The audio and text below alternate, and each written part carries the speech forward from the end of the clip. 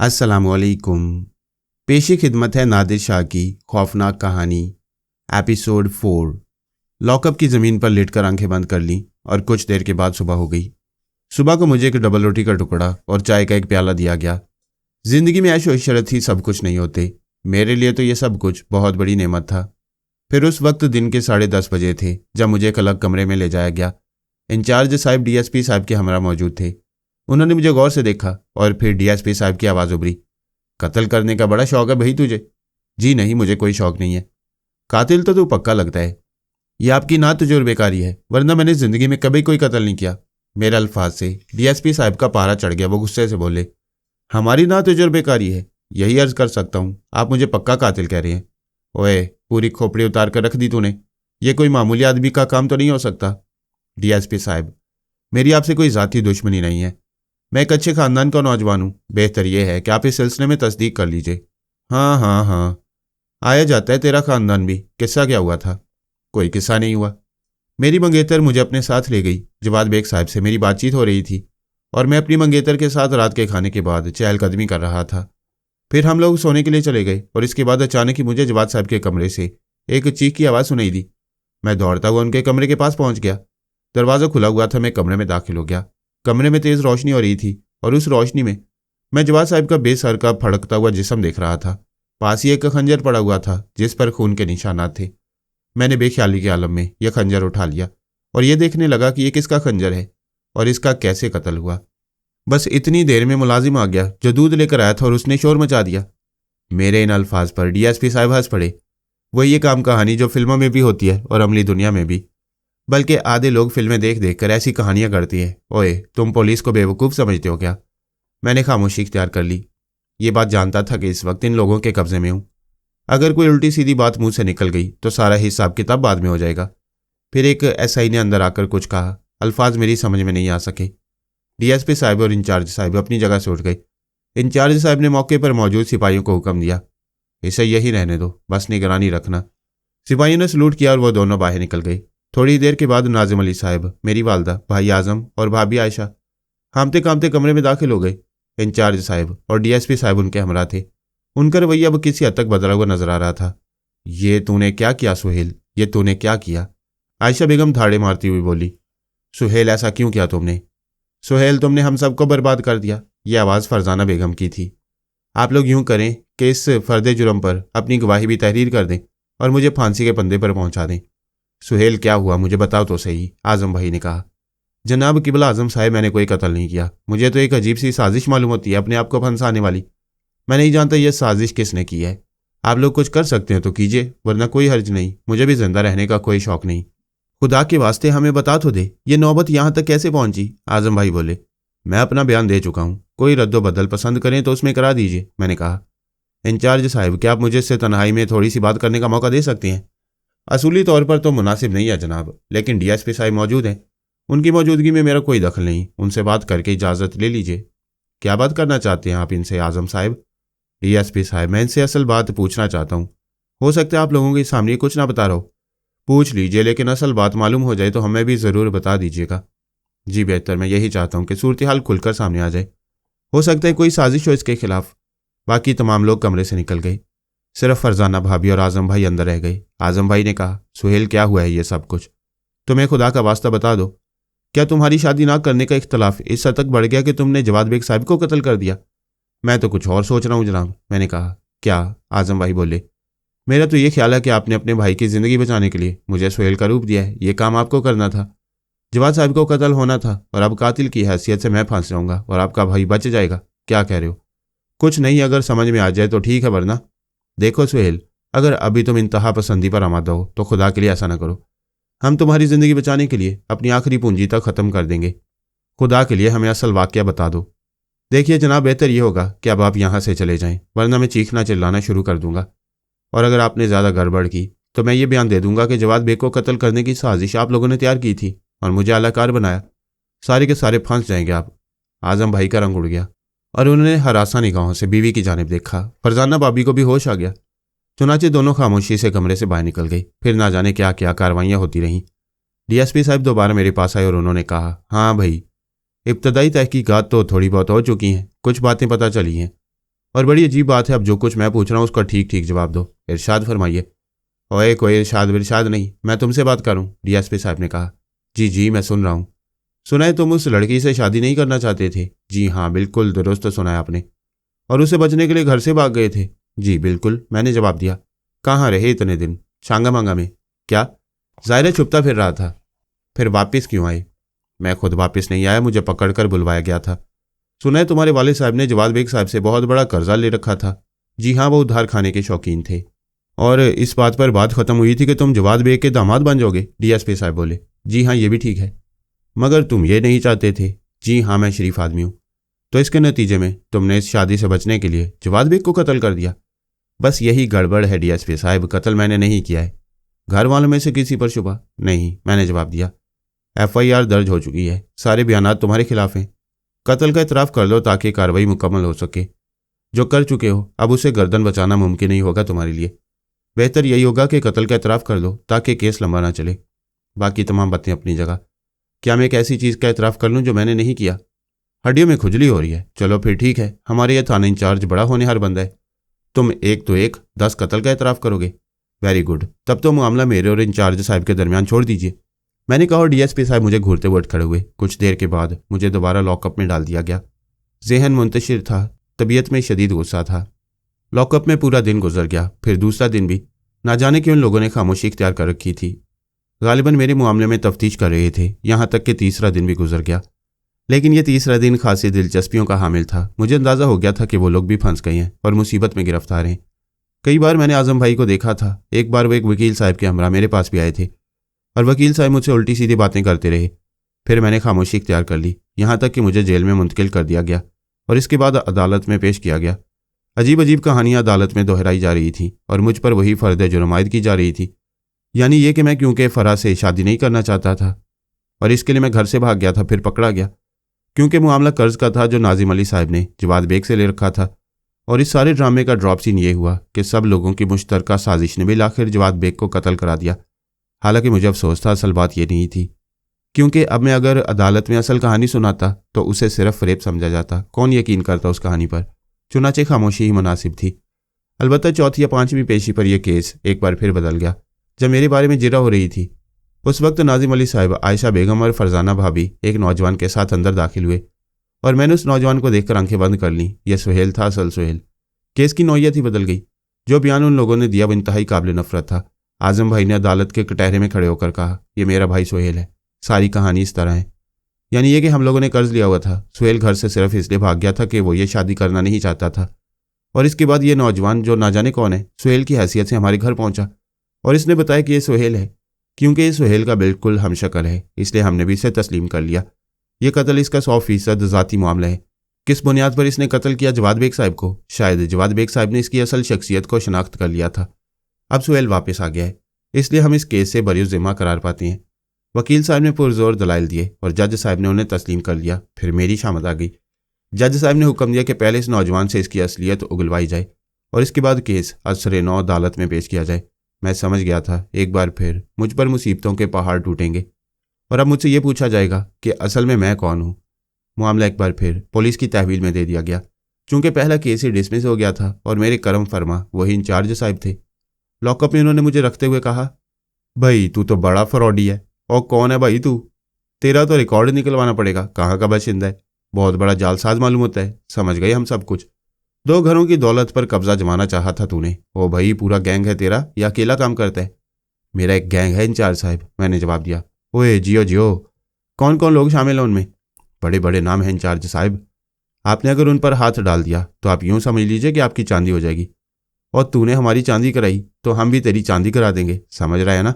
और क्या नहीं है हमारे हाथ में, किसी की गर्दन में फंदा डाल देंगे, फंदा फिट हो जाएगा। ये तू हमारे ऊपर छोड़ दे, मगर तुझे सारी तफसील बतानी है। थोड़ा सबक तो देंगे आप मुझे? ओ प्यारे ऐश कर, ये लॉकअप तेरी कोठी है, जो खाने को मांगे का मिलेगा।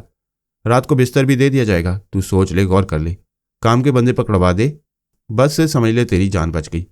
इंचार्ज साहब मुझ पर निसार हो रहे थे और मैं सूरत हाल को समझ रहा था। यह भी एक दिलचस्प मरहला था। जब तक थोड़ी सी आसाइशें मिलती हैं हासिल कर लूँ और इसके बाद इंचार्ज साहब का डंडा होगा और मैं डंडे खाने से पहले ज़रा कुछ खा पी लेना चाहता था ताकि जान बन जाए। इंचार्ज साहब को खुश रखना मेरे लिए ज़रूरी था। कुछ दिनों बाद इंचार्ज साहब ने जब पूछने के लिए ड्राइंग रूम में बुलाया था, तब मैंने जहन में एक कहानी गढ़ दी। मैंने इंचार्ज साहब से कहा, असल में मैं एक आवारा गर्द हूँ। सुहेल के बारे में मुझे मालूमात हासिल हो गई थी, तो मैंने सोचा कि क्यों ना मौके से फ़ायदा उठाया जाए। फिर जवाद बेग साहब के पास पहुंचा तो वो मुझे पहचान गए, तो मैंने उन्हें कत्ल कर दिया। एतराफ़ी कत्ल और इसकी वजूहात चूंकि इंचार्ज साहब के सामने आ गई थी, उन्होंने मुझे खूब ठोक बजा लिया। चुनाचे मारी पीट की नौबत नहीं आई। अब एक बार फिर जेल के लॉकअप में अपने फैसले का मुंतज़िर था। दिल में अजीबोगरीब ख्यालात आते रहे थे। बेख्तियार गर्दन पर हाथ पहुंच जाते। इस कोठी में तन्हा था और ना जाने कैसे कैसे एहसासात का शिकार। फिर कुछ गनूदगी तारी हो गई और इसके बाद कुछ आहटें सुनकर दोबारा आंख खुल गई। देखा तो वो कमबख्त बेसरा मेरे सामने बैठा हुआ था। उसे देखकर मैं उछल पड़ा। मौंगा तू? मैंने उसे आवाज़ दी। हम ही हैं महाराज। कमबख्त तू फिर हमारा यहाँ? क्यों, दास हैं तुम्हारे? लानत है तेरी इस गुलामी पर। मुझे अजाब में गिरफ्तार करा रहा और कहता है मेरा दास है। दोष तुम्हारा है महाराज, हमारा तो नहीं। क्या मतलब है तेरा? जो आप पूरा कर लेते तो हम भी पूरे होते। अधूरे काम तो ऐसे ही होते हैं। तुमने हमें अधूरा छोड़ दिया, हम भी तुम्हारे साथ अधूरे हैं।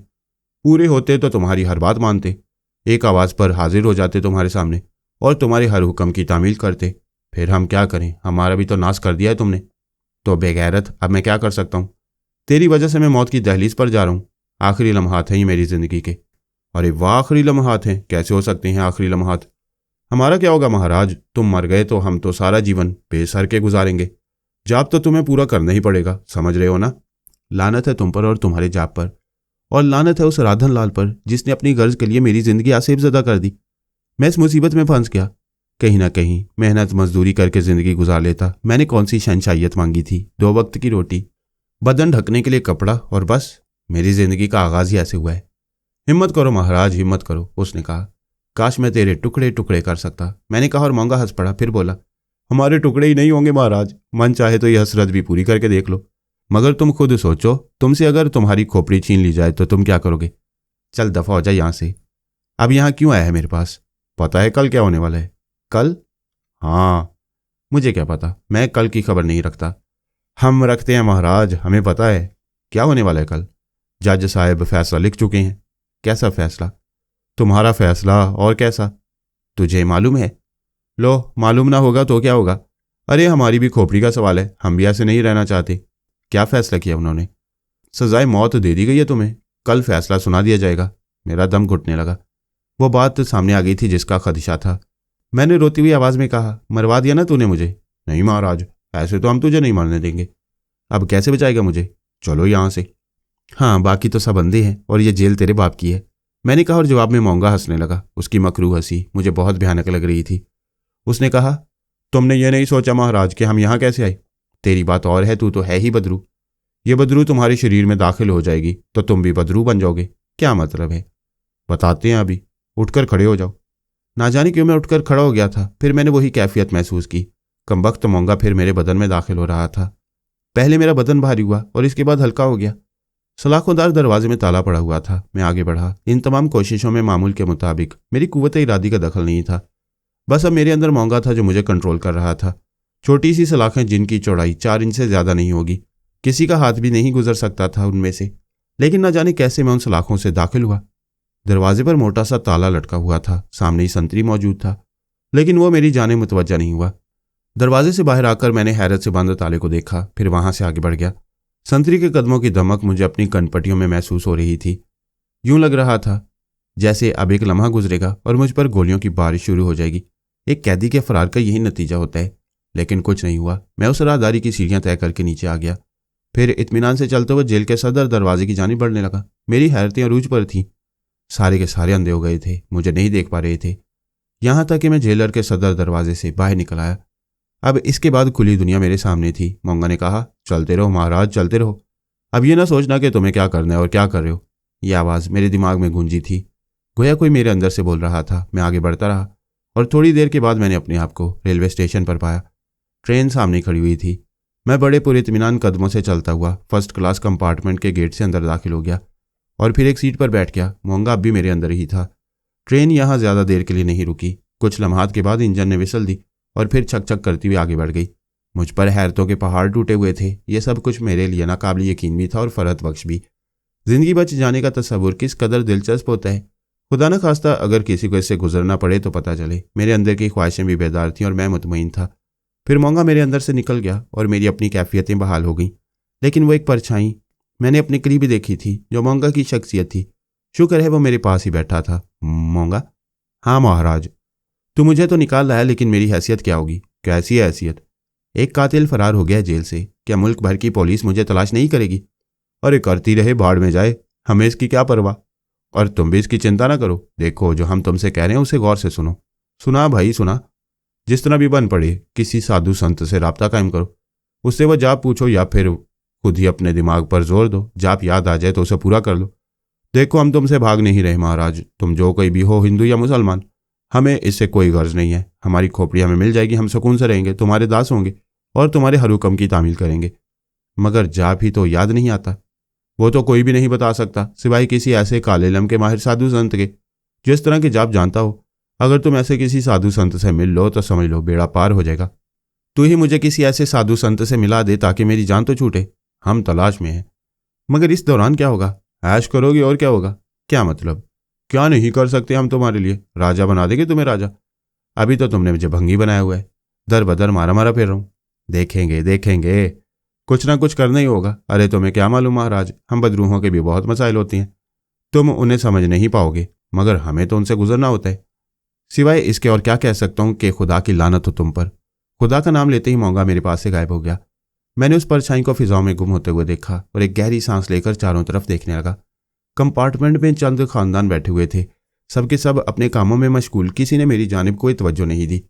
मुझे अचानक अपने लिबास का एहसास हुआ, लेकिन मेरी निगाहें उस वक्त हैरत से फैल गईं जब मेरे बदन पर कैदियों के लिबास की बजाय एक आम सादा सा लिबास नजर आया। मुझे पता नहीं चल सका था कि यह लिबास कब मेरे बदन पर पहुंच गया, लेकिन इसे कम से कम मुझे एहसास जरूर हुआ कि मोंगा बेवकूफ़ नहीं है। जेल से बाहर निकाला है और लिबास भी तब्दील कर दिया, वरना मैं फौरन ही दोबारा फंस जाता। मुझे उसके अल्फाज याद है। उसका कहना था कि वो मुझे मौत की आगोश में नहीं जाने देगा, क्योंकि खुद उसके सर का सवाल है। या खुदा, मैं ये सर कहाँ से मुहैया करूं? मैं फर्स्ट क्लास कंपार्टमेंट में बगैर टिकट बैठा हुआ था और मेरी जेब में एक पैसा भी नहीं था। जो थोड़ी बहुत रकम थी मेरे पास वो ख़त्म हो चुकी थी। अब मैं बिल्कुल कल्लाश था। मैंने अपनी जेबें टटोली और अचानक ही मुझे अपनी किसी जेब में कागज़ की खड़खड़ाहट महसूस हुई। निकाल कर देखा तो रिजर्वेशन थी जो मेरे ही नाम की थी। मैं हैरत से आंखें फाड़े उसे देखता रह गया। कम से कम एक लम्हा तो सुकून का मिल गया था। टिकट चेक करने टिकट चेक किए। मेरी टिकट से भी वो मुतमईन हो गया था। कई बार डाइनिंग कार के बारे मेरे सामने से गुजरे। भूख लग रही थी, लेकिन जेब में एक भी पैसा नहीं था। ना जाने मोंगा ने यह शोबा क्यों खाली छोड़ दिया था। बात कुछ समझ में नहीं आई। सफ़र जारी रहा और मैं भूख से बिलखता रहा। फिर ना जाने कितना वक्त गुजरने के बाद ट्रेन का आखिरी स्टॉप आ गया और मैंने उस अजीम शान स्टेशन को देखा। नीचे उतरकर आगे बढ़ गया। बदन पर नकाहत तारी थी। सामने एक अजीम शान शहर फैला हुआ था और मैं बेकसी की निगाहों से एक एक इंसान की सूरत देखता हुआ आगे बढ़ रहा था। कई बार मोंगा को आवाज़ दी, लेकिन उस बदबख्त का वजूद नहीं मिला मुझे। खुदा, मुझे इस आसिफ से निजात दे। क्या करूं क्या ना करूं? कोई एक बात जो समझ में आती हो। बाजार भरे पड़े थे, जिंदगी पर रौनक थी। ना जाने कौन सा शहर था, मुझे तो अभी इसका नाम भी नहीं मालूम हो सका था। फिर थक कर एक जगह बैठ गया। मुझसे कुछ फासले पर एक बाजार था। मैं ज़रा बाजार से हटकर बैठा था। अचानक ही बाजार में कुछ शोर मचा और मेरी गर्दन उस तरफ उठ गई।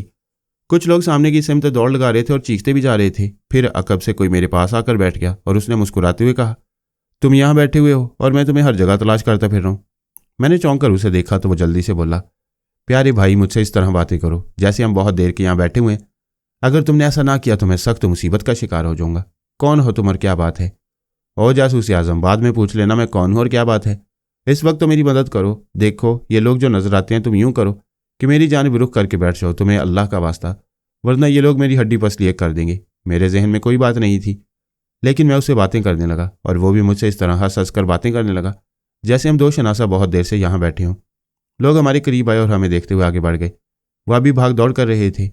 उस शख्स ने कनखियों से उन लोगों को देखा और फिर गहरी सांस लेकर बोला, तुम्हारे ये एहसान मैं जिंदगी भर मानूंगा। कौन हो तुम और यहाँ क्यों बैठे हुए? नादिर है मेरा नाम। और मेरा नाम हिकमत है। मगर ये किस्सा क्या था यार, बस क्या बताऊं। इंसान को जिंदगी गुजारने के लिए ना जाने क्या कुछ करना पड़ता है। एक भाई की जेब साफ कर दी थी, पता नहीं क्या है पर्स में, लेकिन शोर ऐसा मचा दिया था जैसे दुनिया भर की दौलत जेब में रखी हुई हो। हिकमत ने कहा और अपनी जेब से एक परस निकाल लिया। परस में काफ़ी नोट मौजूद थे। उसने परस वहीं बेंच के नीचे डाला और बोला, आओ चल रही हैं। कम से कम इस खुशी में तुम्हारी एक दावत हो जाए। दावत का नाम सुनते ही मेरे मुंह में पानी भर आया। रोटी का बंदोबस्त हो रहा था। चुनाचे मजीद कुछ पूछे बगैर मैं उसके साथ चल पड़ा। फिर एक दरमियाने दर्जे के होटल में दाखिल होने के बाद हम दोनों मेज़ के गिर्द बैठ गए। हिकमत ने कई खानों का ऑर्डर दे दिया। वेटर गर्दन खम करके चला गया। हिकमत ने फखरिया नज़रों से मुझे देखा और बोला, अब क्या किया जाए बताओ।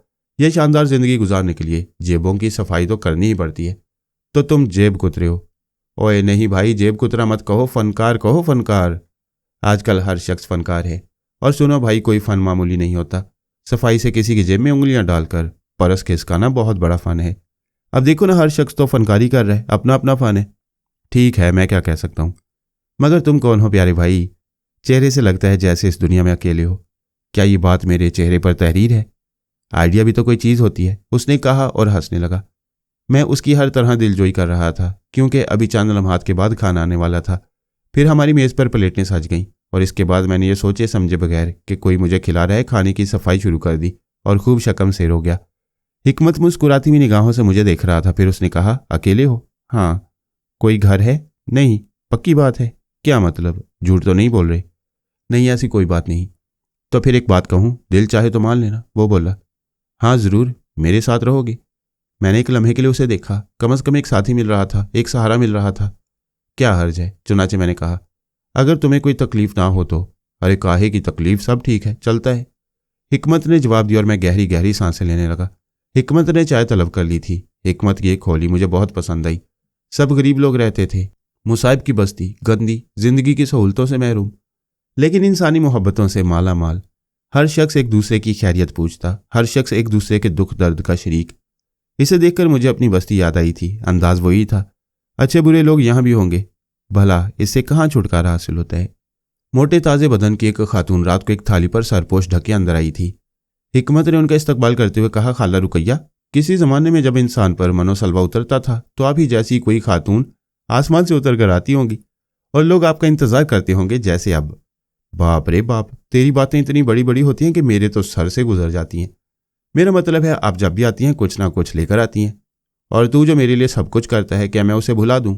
लो खाला रुकैया, क्या किया है मैंने तुम्हारे लिए अब तक? बस बस, कहानी ना सुना। ना कहानी सुन।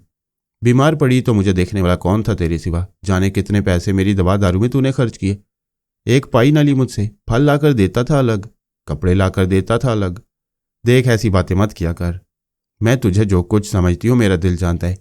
खाला रुकैया की बातें देख तो सही, ना जाने कहाँ कहाँ की कहानियां सुनाती रहती है, हिकमत ने कहा।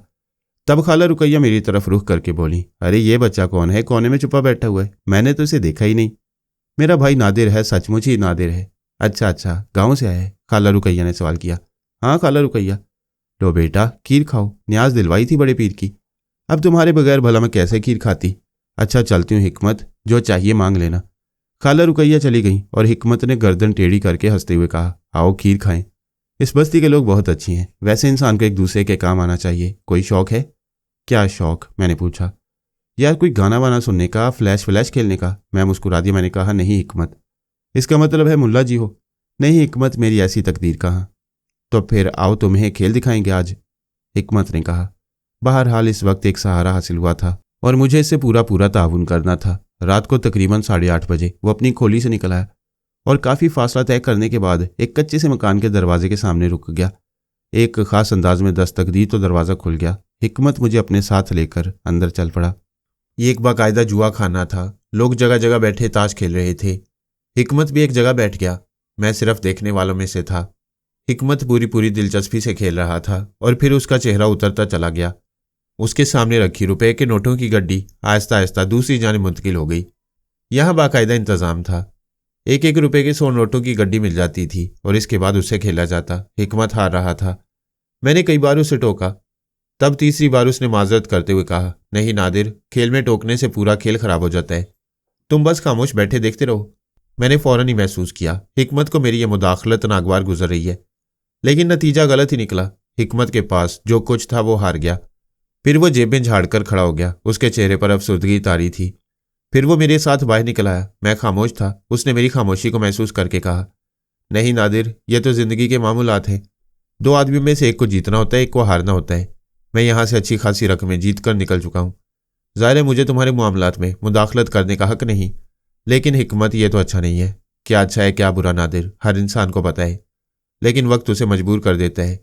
कि फिर वो सोचना छोड़ दे। मेरा एक घर है, मैट्रिक तक तालीम हासिल की है मैंने। माँ बाप का ख्याल था कि तालीम हासिल करने के बाद मैं किसी दफ्तर में मुलाजिम हो जाऊंगा, खूब कमाऊंगा और वो ऐश करेंगे। मैट्रिक से ज़्यादा तालीम दिलवाने की हिम्मत भी नहीं थी उनके अंदर।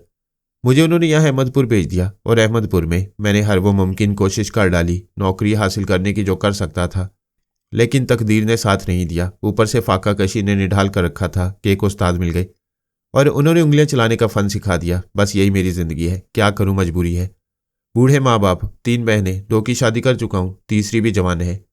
माँ बाप से यही कहे कि शहर में नौकरी कर रहा हूँ, कभी कभी चला जाता हूँ उनके पास, लेकिन जो नौकरी कर रहा हूँ वो तुम्हारे इल्म में है। अलबत्ता बहनों की शादी इस कमाई से की है। दिल दुखता है मगर क्या करूं। पता नहीं तुम्हारी जिंदगी के हालात क्या हैं नादिर। यहाँ हर शख्स के सीने में एक दुख छुपा हुआ है। मैं जानता हूं कि यह सब कुछ गलत है, लेकिन रात को यहाँ हारने के बाद सुबह को मैं जो कुछ करूंगा वो भी गलत होगा। जब बुराइयां तकदीर ही में लिखी गई हैं तो तुम खुद बताओ मैं अच्छाइयां कहाँ तलाश करूं। मैं खामोश हो गया। दूसरे दिन सुबह हिकमत मेरे साथ तैयार होकर बाहर निकल आया। एक झोंपड़ा होटल उसका हिसाब चलता था। वहां बैठकर हम दोनों ने नाश्ता किया। फिर हिकमत ने कहा, आज रेस है, हम रेस कोर्स चलेंगे, लेकिन इससे पहले अपना धंधा हो जाना चाहिए। सुनो नादिर, तुम मुझसे कोई 100 गज दूर रहना, मेरे पीछे पीछे चलते रहना। अगर कुछ हो जाए तो खबरदार, मेरे नज़दीक आने की कोशिश मत करना। परेशान होने की ज़रूरत नहीं, हम लोगों ने अपने हिसाब किताब बना रखे हैं। अगर कोई चक्कर चल जाता है तो हम 2-3 घंटे से ज़्यादा अंदर नहीं रहते। मैं ठंडी सांस लेकर खामोश हो गया। इसके बाद मैंने हिकमत को काम करते हुए देखा। 2 हाथ मारे थे उसने, लेकिन यह भी शुक्र था कि ये हाथ उसने ऐसे लोगों पर मारे थे जिन्हें थोड़ी बहुत रकम के गुम होने का अफसोस नहीं होगा। शानदार गाड़ियों से उतरने वाले लोग, एक बेगम साहिबा थी उनमें, जिन्हें एक स्टोर में दाखिल होते वक्त हिकमत ने हाथ की सफाई दिखा डाली।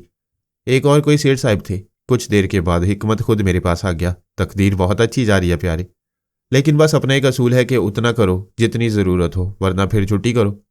वैसे भी 2 बजे रेस शुरू हो जाती है। किसी अच्छी सी जगह बैठकर खाना खाएंगे और इसके बाद रेस कोर्स चलेंगे। मैंने कोई जवाब नहीं दिया। फिर हिकमत मुझे एक टैक्सी में बिठाकर घुमाता रहा। इसके बाद एक रेस्तोरां के सामने टैक्सी रुकवाकर वह नीचे उतर गया।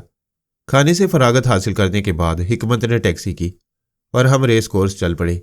ये दुनिया मेरे लिए अजनबी थी। दौलत का मजाक उड़ाने वाले दौलत का मजाक उड़ा रहे थे। छोटे छोटे कैबिनों में डिब्बे रखे हुए थे और घोड़ों पर दाव लगाने वाले अपना अपना नंबर बताकर कार्ड हासिल कर रहे थे। नोट डिब्बों में डाले जा रहे थे और जब यह डिब्बा ऊपर से भर जाता तो बुकिंग करने वाला पांव से नोटों को नीचे सरका देता और नए नोटों के लिए जगह बना देता। मैं दिलचस्पी से ये तमाम मनाजिर देखता रहा। हिकमत रेस का खिलाड़ी था। उसने मुझे एक जगह बिठाया और बोला, मैं ज़रा काम करके आता हूँ। मैं खामोशी से दूसरे लोगों को देखता रहा। सब अपनी अपनी धुन में मस्त थे। अचानक मुझे अपने बराबर किसी की मौजूदगी का एहसास हुआ और मेरा दिल एकदम धक से हो गया। ये कमबख्त यहाँ कहाँ से आ मरा, मैंने दिल में सोचा। फिर मुझे पूरी तरह अंदाजा हो गया कि वो मौंगा ही है। यहाँ क्या कर रहे हो महाराज, घोड़ों की दौड़ देख रहे हो? क्या करूं, बड़े मायूस नजर आते हो। तुझे खुद मालूम है क्या जिंदगी है मेरी। महाराज, दूसरों के बारे में सोचो तो कोई तुम्हारे बारे में भी सोचे। क्या मतलब? मौंगा है तुम्हारे पास, मौंगा के बारे में तो कुछ सोचो। तुम्हारे बारे में तो सिर्फ इतना ही सोच सकता हूँ, मैंने जली कटी आवाज में कहा। तेरे बारे में तो मैं सिर्फ एक ही बात सोच सकता हूँ, मैंने जली कटी आवाज में कहा। वो क्या? ये कि खूब तेज आग रोशन करूं और तुझे उसमें डाल दूं, मैंने जवाब दिया और मौंगा हंसने लगा और बोला, यही तो हम कह रहे थे, चले थे बीर कब्जे में करने के लिए, बीर का बेड़ा गर्क कर दिया। मौंगा, तू जानता है इसमें मेरा कोई कसूर नहीं, जो होना था वो जैसे हुआ तुझे इल्म है इस बात का। अरे तो हम क्या करें? मैं भी तो कुछ नहीं कर सकता। क्यों नहीं कर सकते? बता, मैं क्या करूं? वचन दो, अगर हमने किसी आदमी को तलाश कर लिया और तुम्हें उसके पास ले गए तो तुम उसकी सेवा करके उससे वो जाप हासिल कर लोगे। तू जिम्मेदारी कबूल करता है? इंसान मिल गया अगर हमें कोई तो हम पूरी जिम्मेदारी कबूल करेंगे। मगर बात इंसानों की है ना, तुमने उससे बना ली तो बात बनेगी। तो फिर बता मैं क्या करूं? वचन दे दो हमें। तलाश हम करेंगे, मिल गया तो तुम्हें बताएंगे और तुम्हें उस तक पहुंचा देंगे। चल ठीक है, मैं वादा करता हूं कि अगर वो जाप मुझे किसी तरह दोबारा मालूम हो गया तो मैं उसे मुकम्मल करके तेरी गर्दन मुकम्मल कर दूंगा। चलो ठीक है, उस समय तक के लिए हम तुम्हारा जीवन बनाए देते हैं। क्या मतलब? अभी वो तुम्हारा दोस्त थोड़े से पैसे जीत कर आएगा, इसके बाद हम तुमसे जो कुछ कहें वो कर देना। इतनी दौलत दिला देंगे तुम्हें कि तुम्हारा जीवन सुखी हो जाएगा। थोड़ी देर के बाद दौड़ शुरू हो गई। मौंगा मेरे पास ही था। मैंने लोगों में हंगामा देखा। पहले तो मैं ये समझा कि कोई गड़बड़ हो गई, बाद में पता चला कि घोड़े दौड़ पड़े हैं और जिन जिन लोगों ने जिन घोड़ों पर कुछ लगाया है वो अपने अपने घोड़े का नाम लेकर चीख रहे हैं। एक अजीब तमाशा दिख रहा था मैं, और थोड़ी देर के लिए मौंगा मेरे दिमाग से निकल गया। फिर दौड़ खत्म हो गई। थोड़ी देर के बाद मुझे हिकमत गर्दन लटकाए हुए आता दिखाई दिया। वो मेरे करीब पहुंच गया। मैंने मोंगा पर नजर दौड़ाई तो वह दूर दूर तक नजर नहीं आ रहा था। हिकमत का चेहरा लटका हुआ था। उसने फीकी सी हंसी हंसते हुए कहा, धत तेरे की, तकदीर जुए में तो अपना साथ ही नहीं देती। एक आध बार जीता हूं बस, बाकी सारी जिंदगी हारता ही रहा हूं। कितने पैसे हार गए यार? एक टिप मिली थी, खासी बड़ी रकम लगा दी। अब कितनी रकम है तुम्हारे पास? क्यों? वो चौंक कर बोला। मुझे दोगे? वो हंसने लगा। फिर उसने कहा, आधी निकल गई, आधी बची है, तुम ले लो भाई, जाना तो इसे है ही। तो फिर लाओ, मैंने कहा और उसने वो रकम निकालकर मुझे दे दी। अच्छे खासे पैसे थे। ना जाने क्यों मैंने भी दिल में ठान ली कि मोंगा की बात ट्राई करूंगा। फिर दूसरी रेस के लिए घोड़े सामने लाए गए। बड़े बड़े शानदार घोड़े थे, लेकिन उनमें एक टट्टू भी था। उसे टट्टू ही कहा जा सकता था। आम घोड़ों की निस्बत इस घोड़े की इस रेस में शमूलियत बड़ी अजीब सी लग रही थी, लेकिन बहरहाल उसे रेस में डाला गया था। मैं हिकमत के साथ घोड़ों का जायजा लेता रहा। फिर मैंने कहा, हिकमत, अगर मैं तुमसे कहूं कि यह रकम किसी घोड़े पर लगा दो तो तुम मान लोगे? मान लूंगा, उसने कहा। बस तो फिर ठीक है, मैं अभी तुम्हें बताता हूं। मेरे मुंह से अभी अल्फाज निकले ही थे कि मुझे मोंगा की परछाई नजर आई। उसने हाथ से मुझे इशारा किया और मैं उस परछाई को देखने लगा। परछाई आहिस्ता आहिस्ता उस टट्टू की जाने पड़ रही थी और कुछ लम्हों में मैंने घोड़े को अपनी जगह से उछलते हुए देखा। वो खासी उछल कूद मचा रहा था। मोंगा उसके करीब ही था। फिर आहिस्ता आहिस्ता मोंगा को मैंने घोड़े के बदन में दाखिल होते हुए देखा, बिल्कुल इसी तरह जैसे वो मुझ में जम हो जाया करता था। घोड़ा पुरसुकून होता चला गया। मैं समझ गया कि मोंगा क्या कहना चाहता है। मैंने हिकमत से कहा, हिकमत, ये रकम उस घोड़े पर लगा दो। कौन से पर? वो जो 5 नंबर है, शॉर्ट स्लिम। मैं नहीं जानता, मैं 5 नंबर की बात कर रहा हूं। यार वो घोड़ा है कहाँ? तो फिर इसे रेस में क्यों लाया गया? किसी का सिफारिशी होगा। घोड़ों की भी सिफारिश चलती है। घोड़ों का क्या क्या चलता है तुम्हें क्या पता? तो फिर उस पर लगा दो। मेरा ख्याल है तुम वाहिद आदमी होगे। ये टट्टू जो है ना, ये अगर रेस में 200 गज भी दौड़ जाए तो समझ लो बड़ी बात है। अगर ये रकम तो मुझे देने का वादा कर रहे हो तो मेरे कहने के मुताबिक इसे लगा दो। इसका तो भाव भी बहुत ज्यादा होगा। ये मैं कुछ नहीं जानता। चलो ठीक है, तुम पर कुर्बान। हिकमत मान गया और उसने वो रकम उस घोड़े पर लगा दी। फिर हंसता हुआ बोला, किराए के पैसों की फिक्र मत करना, बस मिल जाती है। थोड़ी दूर पैदल चलने के बाद रात का खाना रुकैया खाला से मांग लेंगे या फिर रास्ते में थोड़े बहुत पैसों का बंदोबस्त कर लेंगे। मैंने कोई जवाब नहीं दिया। घोड़े ट्रैक पर चल पड़े थे। फिर वो स्टार्टिंग पॉइंट पर पहुंच गए और हम इंतजार करने लगे। बड़े बड़े कद्यावर घोड़ों के सामने हमारा टट्टू नजर भी नहीं आ रहा था। फायर हुआ और घोड़े दौड़ पड़े। अंदाजा बिल्कुल दुरुस्त था। टट्टू जो सबसे पीछे चला रहा था। फिर पहला टर्न पूरा हुआ। जहां पना नामी एक घोड़ा जो गहरे स्या रंग का था सबको पीछे छोड़ता हुआ रहा था, लेकिन फिर ना जाने कहां से टट्टू ने जोर पकड़ा और इसके बाद वो आन की आन में तमाम घोड़ों को क्रॉस करता हुआ जहां पना तक पहुंचा। और हिकमत की आंखें हैरत से फटी की फटी रह गई। उसका मुंह खुला हुआ था और एक लफ्ज भी उसके मुंह से नहीं निकल रहा था। फिर दूसरे टर्न पर आने के बाद शॉर्ट स्लिम ने जहां पना को भी पीछे छोड़ दिया और इस तरह आगे बढ़ता चलाया जैसे बाकी घोड़े दौड़ ही ना रहे हों। इसके बाद जो हिकमत ने चीखना शुरू किया तो मैं उसकी शक्ल देख देख कर हंसने लगा। उसके मुंह से थूक निकल रहा था और वह शॉर्ट स्लिम चीख रहा था। इतने फासले से शॉर्ट स्लिम दौड़ा और इतने फासले से जीता कि लोगों पर सन्नाटा तारी हो गया। दूसरे नंबर पर जहां पना ही था। इसके बाद बकिया घोड़े थे। हिकमत ने दौड़कर मुझे गोद में उठा लिया और नाचने लगा। कुछ और लोग नाच रहे थे। पता नहीं उन्होंने किस हिसाब में उस घोड़े पर पैसा लगा दिया था। काफी नोट हमारे पास आ गए और हिकमत की खुशी का ठिकाना ना रहा। वो आपे से बाहर हो रहा था। उसने कहा, अब तीसरी रेस के बारे में बताओ। मैं हंसने लगा। फिर मैंने कहा, बाद में बताऊंगा। यार तुम सच बताओ, तुम तो मुझे बहुत माहिर खिलाड़ी मालूम होते हो। सच या झूठ की बात मत करो हिकमत, बस खेलते रहो। तीसरी रेस में भी मैंने मोंगा को एक घोड़े के बदन में दाखिल होते हुए देखा। ये इशारा होता था। वो घोड़ा भी जीता। इसके बाद 5 रेसों में से 4 रेस हमने जीती और हमारे पास नोटों की गड्डियां जमा हो गई। हिकमत पर तो गशी तारी हो रही थी। हमने नोटों को लिबास में छुपाया और हिकमत कहने लगा, यार एहतियात से चलने, कहीं रास्ते में कत्ल न कर दिए जाए। बहरहाल रेस के खात्मे के बाद हम वहां से वापस पलटे। हिकमत के पांव जमीन पर नहीं पड़ रहे थे, लेकिन मेरी भी खुशियों का ठिकाना नहीं था। ना जाने किस किस घर पहुंचे और हिकमत नोटों के उस अंबार को छुपाने के लिए बेकुल हो गया। रात का खाना घर पर ही खाया गया। हिकमत की तो जान पर बनी हुई थी। ना जाने क्या क्या ऑल फोल बक रहा था। बड़ी मुश्किल से मैंने उसे संभाला, लेकिन रात को जब भी आंख खुली मैंने उसे नोटों के पास देखा और मुझे हंसी आने लगी। मोंगा ने काम तो दिखा दिया था, अब आगे देखना था कि क्या होता है। बस इसके बाद हमारी तकदीर के सितारे बदलने लगे। ताश खेलते तो दौलत हमारी तरफ से रखती रहती। रेस खेलने जाते तो नोटों के अंबार लेकर आते। हिकमत मेरे साथ था, अब वो मेरा गुलाम बनकर रह गया था। ना जाने क्या क्या कहता रहता था। उसका ख्याल था कि मैं कोई बहुत पहुंचा हुआ आदमी हूं और मेरी रूहानी कुव्वतें काम करती हैं। तकरीबन 24 दिन हो गए थे मुझे हिकमत के साथ रहते हुए और इस दौरान हिकमत के और मेरे पास लाखों रुपए आ गए थे। तब हमने ये तय किया कि इस जगह को छोड़कर कोई ढंग की नई जगह रिहाइश के लिए तलाश करनी चाहिए। हिकमत भी इस बात से मुत्तफिक हो गया था। फिर जब दौलत हाथ में हो तो दुनिया का कौन सा काम आसान नहीं हो जाता। चुनांचे हमने एक खूबसूरत सा बंगला खरीद लिया। हिकमत की तो खुशियों का ठिकाना नहीं था। वो मेरे पांव चूमता था और कहता था कि वो कौन सी नेक घड़ी थी जब मेरा और उसका सामना हुआ। मजमूई तौर पर एक अच्छा इंसान था। मैंने उसे कह दिया था कि अब जेब तराशी बिल्कुल ना करे और उसने मुझसे वादा कर लिया। फिर उस दिन गालिबन पहली तारीख थी जब हिकमत ने कहा, कोई खास मसरूफियत तो नहीं है? नहीं, क्यों, खैरियत? वो मुर्शद के पास चलना है, उसने कहा और मैं हैरत से उसकी सूरत देखने लगा। हिकमत बोला, मुर्शद से मिलोगे तब मैं उनके बारे में बताऊंगा। मैं उसके काम में मुदाखलत नहीं करता था। अलबत्ता बाजार से उसने जो खरीदारी की उसे देखकर मुझे हैरत हुई। घर का पूरा राशन था, आटा, नमक, दाल, शक्कर, गर्ज हर वो चीज़ जो किसी के काम आ सकती थी। उसने एक मखसूस मिकदार साथ में ली थी और इसके बाद मुझे लेकर चल पड़ा। मैं खामोश ही था, लेकिन दिल में ये सोच रहा था कि देखें ये मुर्शद क्या चीज़ है। साजो सामान से लदी फुंदी टैक्सी अहमदपुर के एक नवाही इलाके में एक ऐसे छोटे से मकान के सामने जाकर रुकी जो मस्जिद के बराबर बना हुआ था।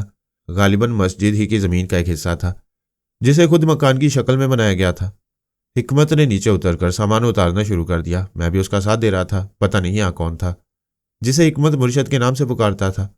फिर हिकमत ने सारा सामान उतारने के बाद टैक्सी ड्राइवर को किराया अदा किया और इसके बाद मकान के दरवाजे की जंजीर बजाई। दरवाजे एक खूबसूरत सी लड़की ने खोला, दुबले पतले बदन की मालिक, इतना शफाफ चेहरा कि अगर पानी की बूंद भी पड़ जाए तो चमक उठे। हुस्नो जमाल की सूरत थी वो, मामूली लिबास में मलबूस, काले बाल सफ़ेद चेहरे पर घटाओं की मानंद उमड़े हुए लेकिन बेतरतीब।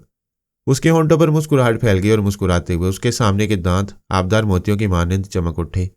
उसने मोहब्बत भरी निगाहों से हिकमत को देखते हुए कहा, आइए भाजी, अब्बू अभी मस्जिद में गए हैं, मुझसे कह गए थे कि आप आते होंगे।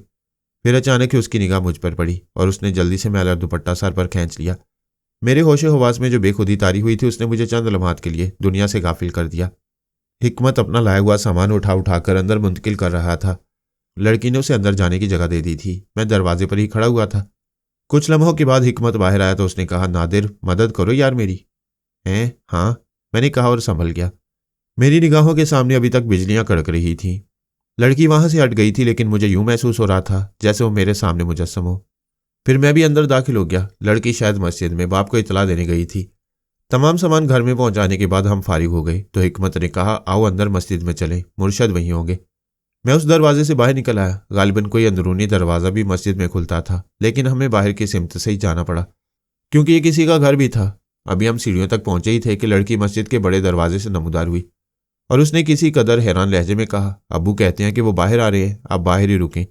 बात कुछ समझ में नहीं आई थी, लेकिन हिकमत रुक गया। मैं भी उसके साथ खड़ा हो गया। फिर अंदरूनी दरवाजे से गालिबन वो साहिब अंदर आए थे जिन्हें हिकमत मुर्शद कहता था। हम मकान के दरवाजे पर आ खड़े हुए थे कि लड़की फिर नमूदार हुई, आइए अंदर आ जाइए। हम अंदर दाखिल हो गए। बड़ा सा कमरा रोशन था। उसमें एक दरवाज़ा था जिससे सामान हमने अंदर पहुंचाया था। कुछ और भी होगा उस मकान में, लेकिन हमने नहीं देखा। अलबत्ता मैंने उन साहब को देखा। छोटी सी दाढ़ी थी, दोनों पाँव टखरों के पास से कटे हुए थे, सफ़ेद लिबास में मलबूस थे, चेहरा नौरानी था, टोपी पहने हुए थे। हिकमत ने उन्हें सलाम किया तो उन्होंने जवाब दिया। मैंने भी सलाम किया, लेकिन मेरे सलाम का उन्होंने कोई जवाब नहीं दिया। उनकी बड़ी बड़ी आंखें मुझ पर निगरान थीं और वह अजीब सी कैफियत में मुझे देख रहे थे। फिर उन्होंने किसी कदर सर्द लहजे में कहा, बैठिए आप लोग। हिकमत मियाँ कैसे हो? ठीक हूँ, आपकी तबीयत कुछ ख़राब मालूम होती है। नहीं, अल्लाह का फजल है, ठीक हूँ। गौहर बेटी, मेहमानों के लिए चाय बनाओ। उन्होंने आवाज़ लगाई और मैं बेख्तियार अंदरूनी दरवाजे की जानिब देखने लगा। ना जाने क्यों मेरे दिल में बार बार यह ख्वाहिश उभर रही थी कि लड़की बाहर आती रही। अब मुझे उसका नाम भी मालूम हो गया था। गौहर था उसका नाम। मुर्शद, आप खैरियत से तो है ना? हाँ, अल्लाह की इनायत और तुम्हारे राज में जी रहे हैं। ये कौन साहब हैं? तारुफ नहीं कराया। नादिर है इसका नाम। नादिर, मुर्शद ने किसी कदर हैरानी से कहा। उसके लहजे की हैरानी को हम दोनों ने महसूस किया। हिकमत बोले उठा, आपको इस नाम पर हैरत क्यों हुई है मुर्शद? नहीं, बस यूं ही, मैंने महसूस किया है। हाँ, नादिर मियाँ, वालिद साहब का नाम क्या था? उन्होंने सवाल किया और मैं चौंक पड़ा। फिर मैंने उन्हें अपने वालिद का नाम बताया तो आहिस्ता से बोले, ताज्जुब है। हालांकि उन्होंने ये अल्फाज बुड़बुड़ाहट में कहे थे, लेकिन हमने सुन लिए। अब मेरी भी हैरान होने की बारी थी। मैंने कहा, हिकमत ने मुझसे आपका तारुफ नहीं कराया, बस मुर्शद कहकर पुकारता रहा। मेरे दिल में शदीद तजस्सुस है कि आपके बारे में कुछ जानूं। मियाँ, एक बात कहीं आपसे। मुर्शद अचानक बोले, जी फरमाइए। हमारा नाम विसालुद्दीन है। हिकमत, क्या तुमने अपने दोस्त को हमारे बारे में नहीं बताया? मैंने सोचा मुर्शद कि आपसे तारुफ हो जाएगा तभी बताऊंगा। इन्हें भी पता नहीं था, बस पहली तारीख थी, आज यहाँ आना था। मैंने इनसे कहा कि मुर्शद के पास चलना है। खैर तो मियाँ, नादिर बताया था ना आपने अपना नाम? जी मुर्शद। नहीं, तुम्हें खुदा का वास्ता है हमें मुर्शद ना कहो।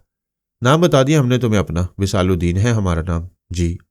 तो जो कहेंगे उसका बुरा तो नहीं मानोगे? नहीं। कलमा आता है? उन्होंने एक अजीब सा सवाल किया। जी हाँ, क्यों नहीं। बिस्मिल्लाह करके ज़रा सुनाओ हमें, वो बोले और मैंने बिस्मिल्लाह शरीफ पढ़ी। कलमा तैयबा पढ़ा तो वो अजीब सी हैजानी कैफियत का शिकार हो गई। फिर उन्होंने अफसोस भरे लहजे में कहा, इसका मतलब है कि किसी बुराई का शिकार हो। मैं समझा नहीं मोहतरम। ज़रा आगे आओ, हम तो माजूर हैं, तुम्हें ही तकलीफ देंगे, और फिर हमारी उम्रों का फ़र्क है। आगे आओ मियाँ, ज़रा इधर बैठ जाओ। मैं आगे बढ़ा और विसालुद्दीन के सामने बैठ गया। दोनों हाथ सामने करो।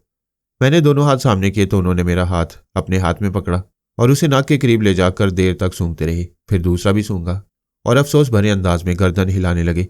मैं और हिकमत शदीद हैरान थे कि ये वाकया क्या है। तब उन्होंने कुछ देर के बाद कहा, एक बात कहूँ, बहुत अफसोस है, लेकिन मुझ पर फ़र्ज़ बनता है कि मैं तुम्हें हकीकत से आगाह कर दूँ। जी विसालुद्दीन साहब, आपके इस अमल से मैं शदीद हैरान हो गया हूँ। किस बदनसीब ने ज्यादती कर डाली है तुम्हारे साथ। तुमसे तुम्हारा ईमान छीन लिया है, तुम्हारे जहन से यह सब कुछ निकाल दिया है। और अब सच्ची बात यह है कि बेशक तुमने कलमा पढ़ा और कलमा गो मुसलमान हो जाता है, लेकिन यह सिर्फ तुम्हारी कुव्वत इरादी है कि तुम्हें कलमा शरीफ याद रह गया, वरना तुमसे तुम्हारा दीन भी छीना जा चुका है। मैं बिल्कुल नहीं समझा विसालुद्दीन साहब। काश हम तुम्हें इस वक्त तफसील से समझा सकते, लेकिन इतना ज़रूर कहेंगे तुमसे कि तुम आसेब ज़दा हो। कोई आसेब तुम्हारे वजूद से चिमट गया है। देखो बेटे, ये ना समझना कि हम तुम पर अपनी इल्मियत का रोब झाड़ने की कोशिश कर रहे हैं।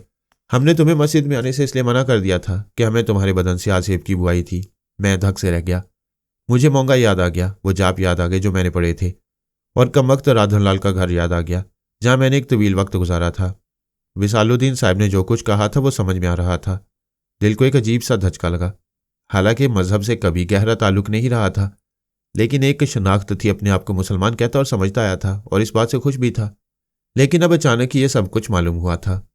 विसालुद्दीन का चेहरा अब नरम हो गया। इतनी देर में गौहर चाय बनाकर ले आई। चाय के बर्तन उसने मेरे सामने रखे और पीछे हट गई। मेरी निगाहें बेख्तियार उसकी जानिब उठ गई थीं। विसालुद्दीन साहब की हक़ में खड़ी, वो शायद मुझे ही देख रही थी। मुझसे निगाह मिली तो उसकी आंखें झुक गई। एक अजीब सा अंदाज था। फिर वो गर्दन झुकाकर वापस पलटी और अंदरूनी कमरे में चली गई। विसालुद्दीन साहब ने कहा, हिकमत मियाँ, मेहमान को चाय पेश करो। हिकमत ने मेरे सामने चाय रखी। विसालुद्दीन साहब ने भी अपनी प्याली उठा ली। फिर बोले, मुझे एहसास है कि मैंने तुमसे यह सब कुछ कह दिया, लेकिन मेरा फ़र्ज़ भी था, और ये तो मेरे लिए खुशी की बात है कि तुम मुकम्मल कलाश नहीं हो, बल्कि बाकी है, बहुत कुछ बाकी है।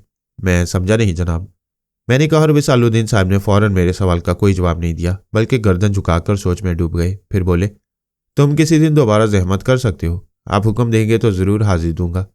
एक नसीहत करना चाहता हूँ तुम्हें, अगर बुरा ना महसूस करो। इरशाद। मैंने कहा, किसी मस्जिद में कभी दाखिल होना, किसी मज़ार पर बेधड़क ना चले जाना। हर जगह एक हद होती है। तुम जिस जिल्लत में मुब्तला हो चुके हो उसके लिए एक हद मुकर्रर है।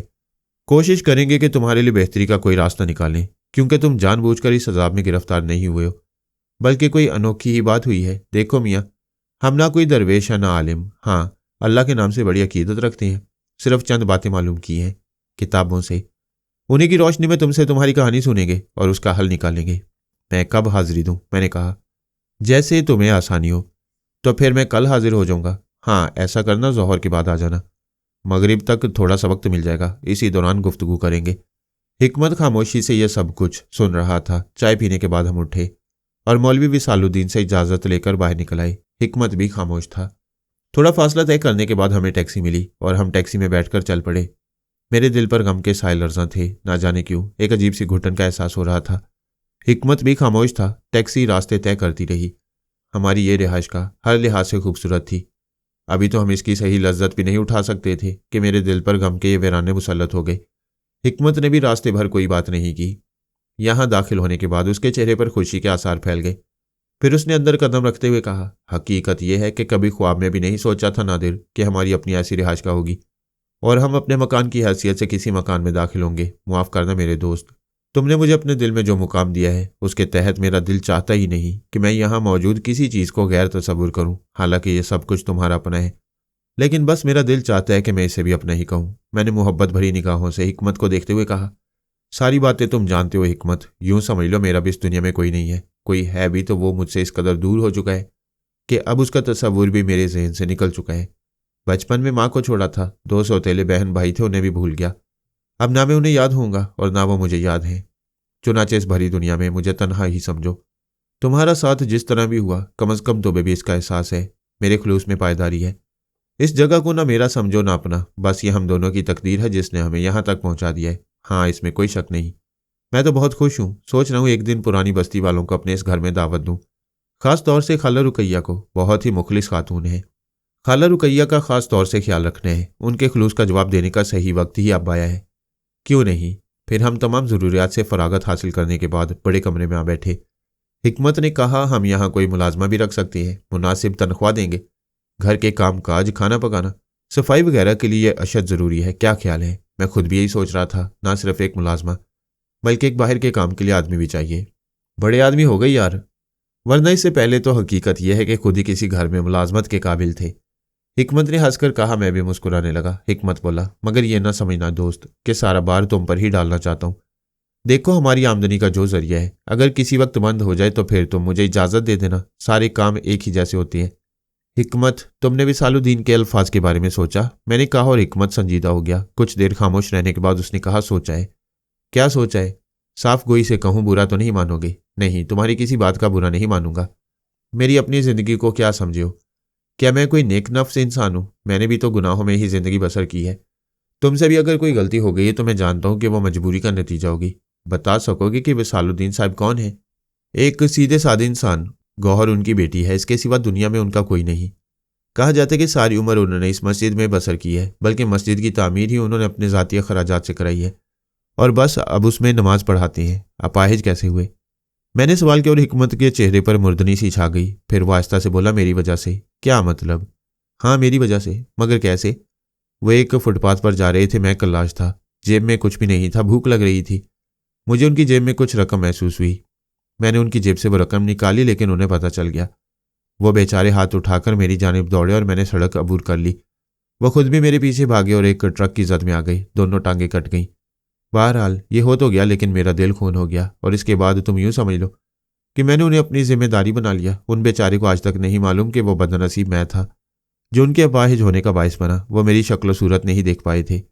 एक अजीब सा मसला था उस वक्त। जो रकम उनकी जेब में थी वो उनके लिए अजहद ज़रूरी थी, क्योंकि वो मस्जिद का चंदा था जिसे वो किसी कीमत पर नहीं गंवाना चाहते थे। बहरहाल इसके बाद मैंने उन्हें खुद ही अस्पताल पहुंचाया और उस वक्त तक उनकी तीमारदारी करता रहा जब तक वो सेहतियाब नहीं हो गए।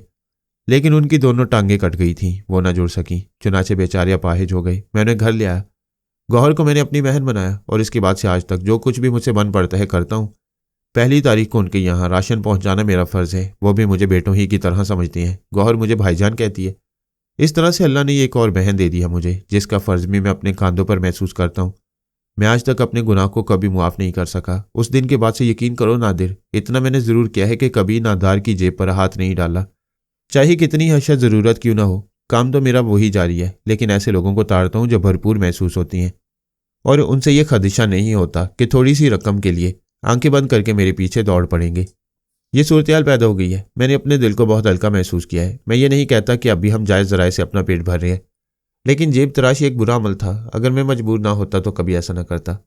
मैं खामोशी से इस कहानी के तासुर में डूबा रहा। फिर हिकमत की भी हिम्मत बढ़ी और उसने कहा, मगर तुम्हारे बारे में विसालुद्दीन साहब के जो अल्फाज हैं मुझे बहुत अजीब लगे। ये सब क्या है नादिर? बदनसीबी की कहानियां मुख्तलिफ होती हैं। मेरी बदनसीबी की दास्तान भी तवील है। छोड़ो, जाने दो।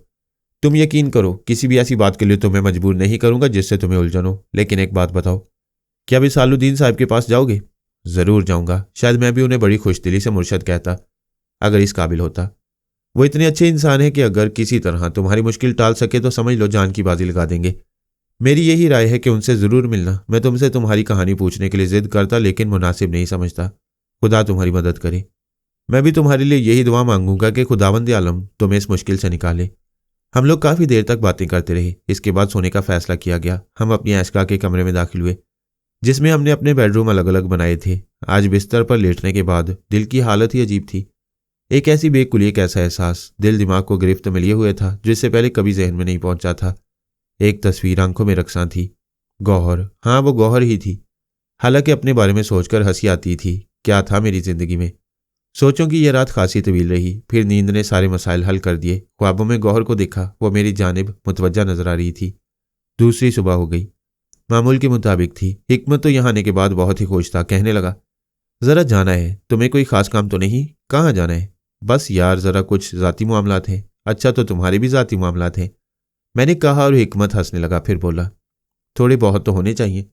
हाँ सॉरी हिकमत, बस यूं ही सवाल कर बैठा था। वो चंद लम्हात सोचता रहा, फिर उसने कहा, सॉरी तो मुझे कहना चाहिए नादिर कि मैंने ऐसे अल्फाज मुंह से अदा किए। अबे सोच में कोई तब्दीली हो गई है क्या? नहीं, शर्मिंदगी हो रही है। क्यों? इसलिए कि तुमसे भी कोई बात छुपाई जा सकती है, लेकिन यार कुछ मामलात ऐसे होते हैं जिन्हें मजबूरन छुपाना पड़ता है। तो अब परेशान क्यों हो भाई? जहां जाना चाहते हो जाओ। मैं जरा घर की देखभाल करता हूँ। घर खासा गंदा हो रहा है, थोड़ी बहुत सफाई कर डाली जाए, क्या ख्याल है? हिकमत ने मेरे सवाल का कोई जवाब नहीं दिया। सोच में डूबा रहा। फिर बोला, मैं पुराने मोहल्ले जा रहा हूँ। तो जाओ ना यार, तुम तो ख्वामखा संजीदा हो गए। नहीं संजीदा नहीं हुआ, असल में मेरा तुम्हारा मामला इस हद तक पहुंच चुका है कि अब अगर कोई बात मैं अपने आप तक रखता हूं तो ठीक है, उसे अपने आप तक रखना बेशक जरूरी है, लेकिन जमीर गवारा नहीं करता। बैठ जाओ, मैंने उसे इशारा करके कहा और वो बैठ गया। अब शराफत के साथ बताओ कि कहाँ जा रहे थे? पुराने मोहल्ले, खाला रुकैया के पास। वो क्यों? एक लंबी कहानी है, तो वो भी सुना दो। खाला रुकैया बहुत अच्छी खातून है। मैंने अपना घर छोड़ा, यहाँ आकर आबाद हुआ। यकीन करो नादिर, बड़ी तन्हाई महसूस होती थी, तन्हाई नजर आती। ऐसे में खाला रुकैया ने मुझे वो सहारा दिया कि अल्फाज में बयान नहीं कर सकता। बिल्कुल माँ जैसी मोहब्बत दे दी उन्होंने मुझे। बेटा था बस उनका। यहाँ से कुछ फासले पर एक आबादी है, वहाँ एक टेक्सटाइल मिल में काम करता था। रोजाना घर नहीं आ सकता था, वहीं रहता भी था और वहीं से माँ को थोड़े बहुत पैसे भी भेज दिया करता। लेकिन फिर बेचारा मिल ही में एक हादसे का शिकार हो गया और मर गया। खाला रुकैया की दुनिया वीरान हो गई। अब उनका कोई पुरसाने हाल नहीं था। अरसे तक पागलों की तरह जिंदगी बसर करती रही, अस्पताल में भी रही, फिर बेचारी ठीक हो गई। जिंदगी जब तक कायम रहती है उसे गुजारने का कोई ना कोई हल निकल ही आता है।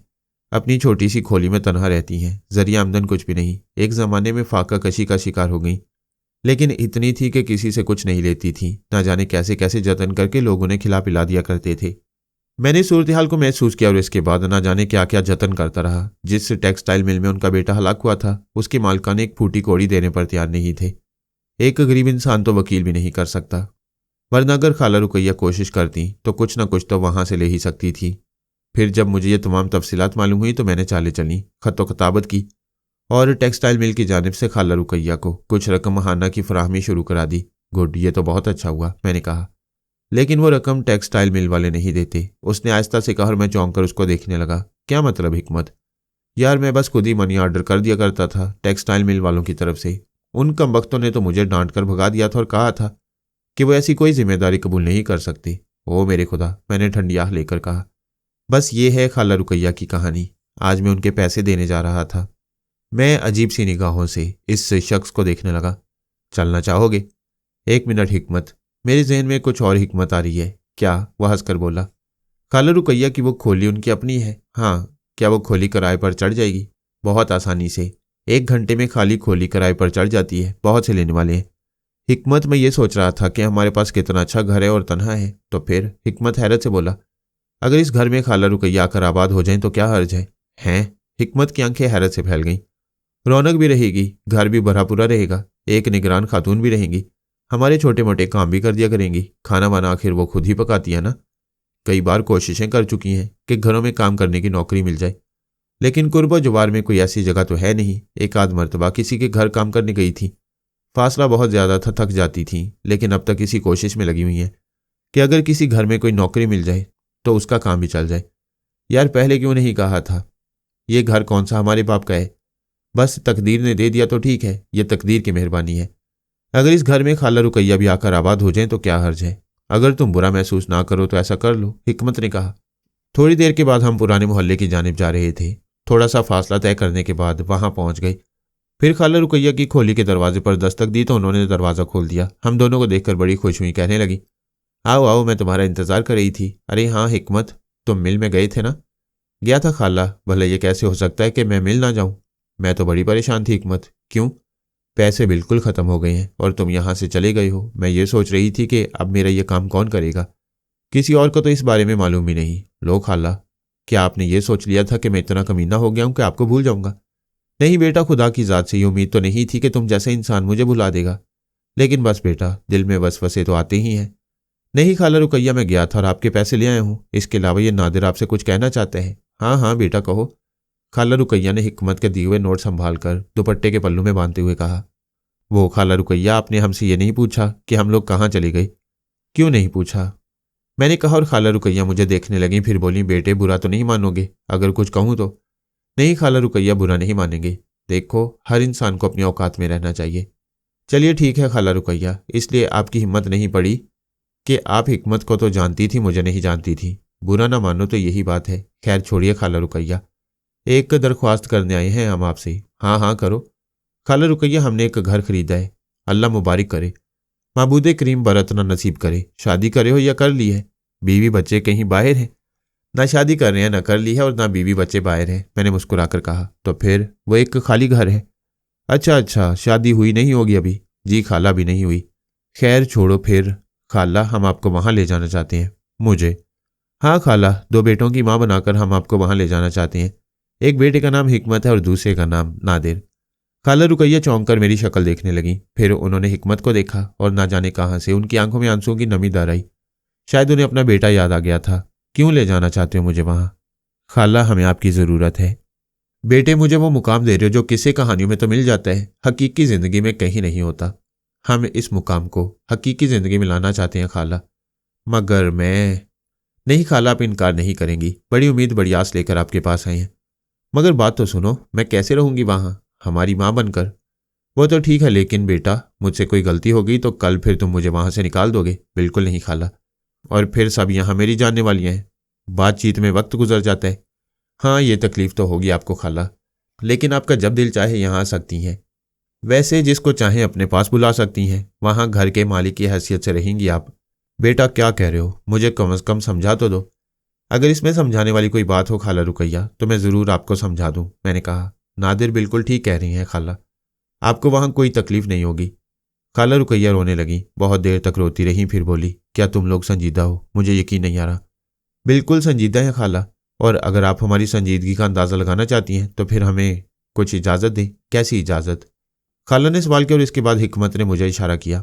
हम दोनों उठे और उसके बाद खाला रुकैया के अंदर के कमरे में घुस गए। इसके बाद हमने उनके सामान की पोटलियां बांधना शुरू कर दी। कुछ देर तक तो वो बाहर ही रही और इसके बाद अंदर आ गई। अरे अरे, ये क्या कर रहे हो? डाका डाल रहे हैं खाला रुकैया, आपके माल पर डाका डाल रहे हैं। वो हंसने लगी, फिर बोली, अरे बेटा, मुझे बताओ तो सही, क्या कर रहे हो? सामान बांध रहे हैं आपका। आप भी हमारी मदद करें। मगर सुनो तो सही, क्यों बांध रहे हो मेरा सामान? ले जा रहे हैं आपको अभी? हाँ, वो देखो।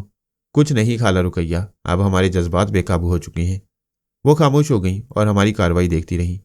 मगर मेरे घर का क्या होगा? अभी तो ताला लगा देंगे, बाद में आप इसे किसी को किराए पर दे दीजिए। पता नहीं क्या कर रहे हो तुम लोग। जब पता लगना होगा लग जाएगा रुकैया खाला, इस वक्त तो आप खामोश ही रहिए। थोड़ी देर के बाद हम उन्हें एक टैक्सी में बिठाकर अपने घर की जानिब ले चले। फिर अपने घर पहुंच गए।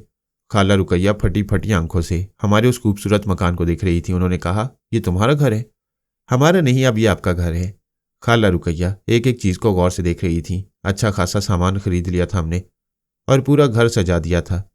खाला रुकैया को उनका कमरा दिखाया गया। हमने उनका सामान वहां पर खोल दिया तो वह हंसकर बोली, कैसी शर्म आ रही है मुझे ये अपने मैले कुचाले कपड़े देखकर। बेटा, मैं यहाँ कैसे रह सकूंगी?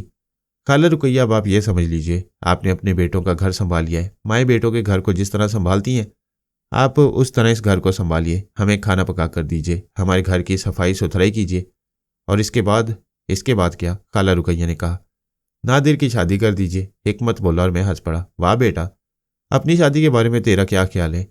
बस यार, जुबान ना खुलवाओ। क्यों, इसमें जुबान ना खोलने की क्या बात है? खाला रुकैया, ये सब कुछ जो है ना, ये इस नादिर के बच्चे का है, मेरा इसमें कुछ भी नहीं है।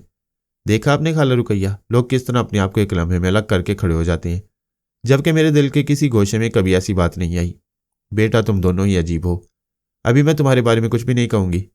जब तुम्हें ठीक से जान जाऊंगी तब फिर तुम्हारे बारे में अपनी जुबान खोलूंगी। चलिए ठीक है, ये तय रहा। आप हमें जानने की कोशिश कीजिए।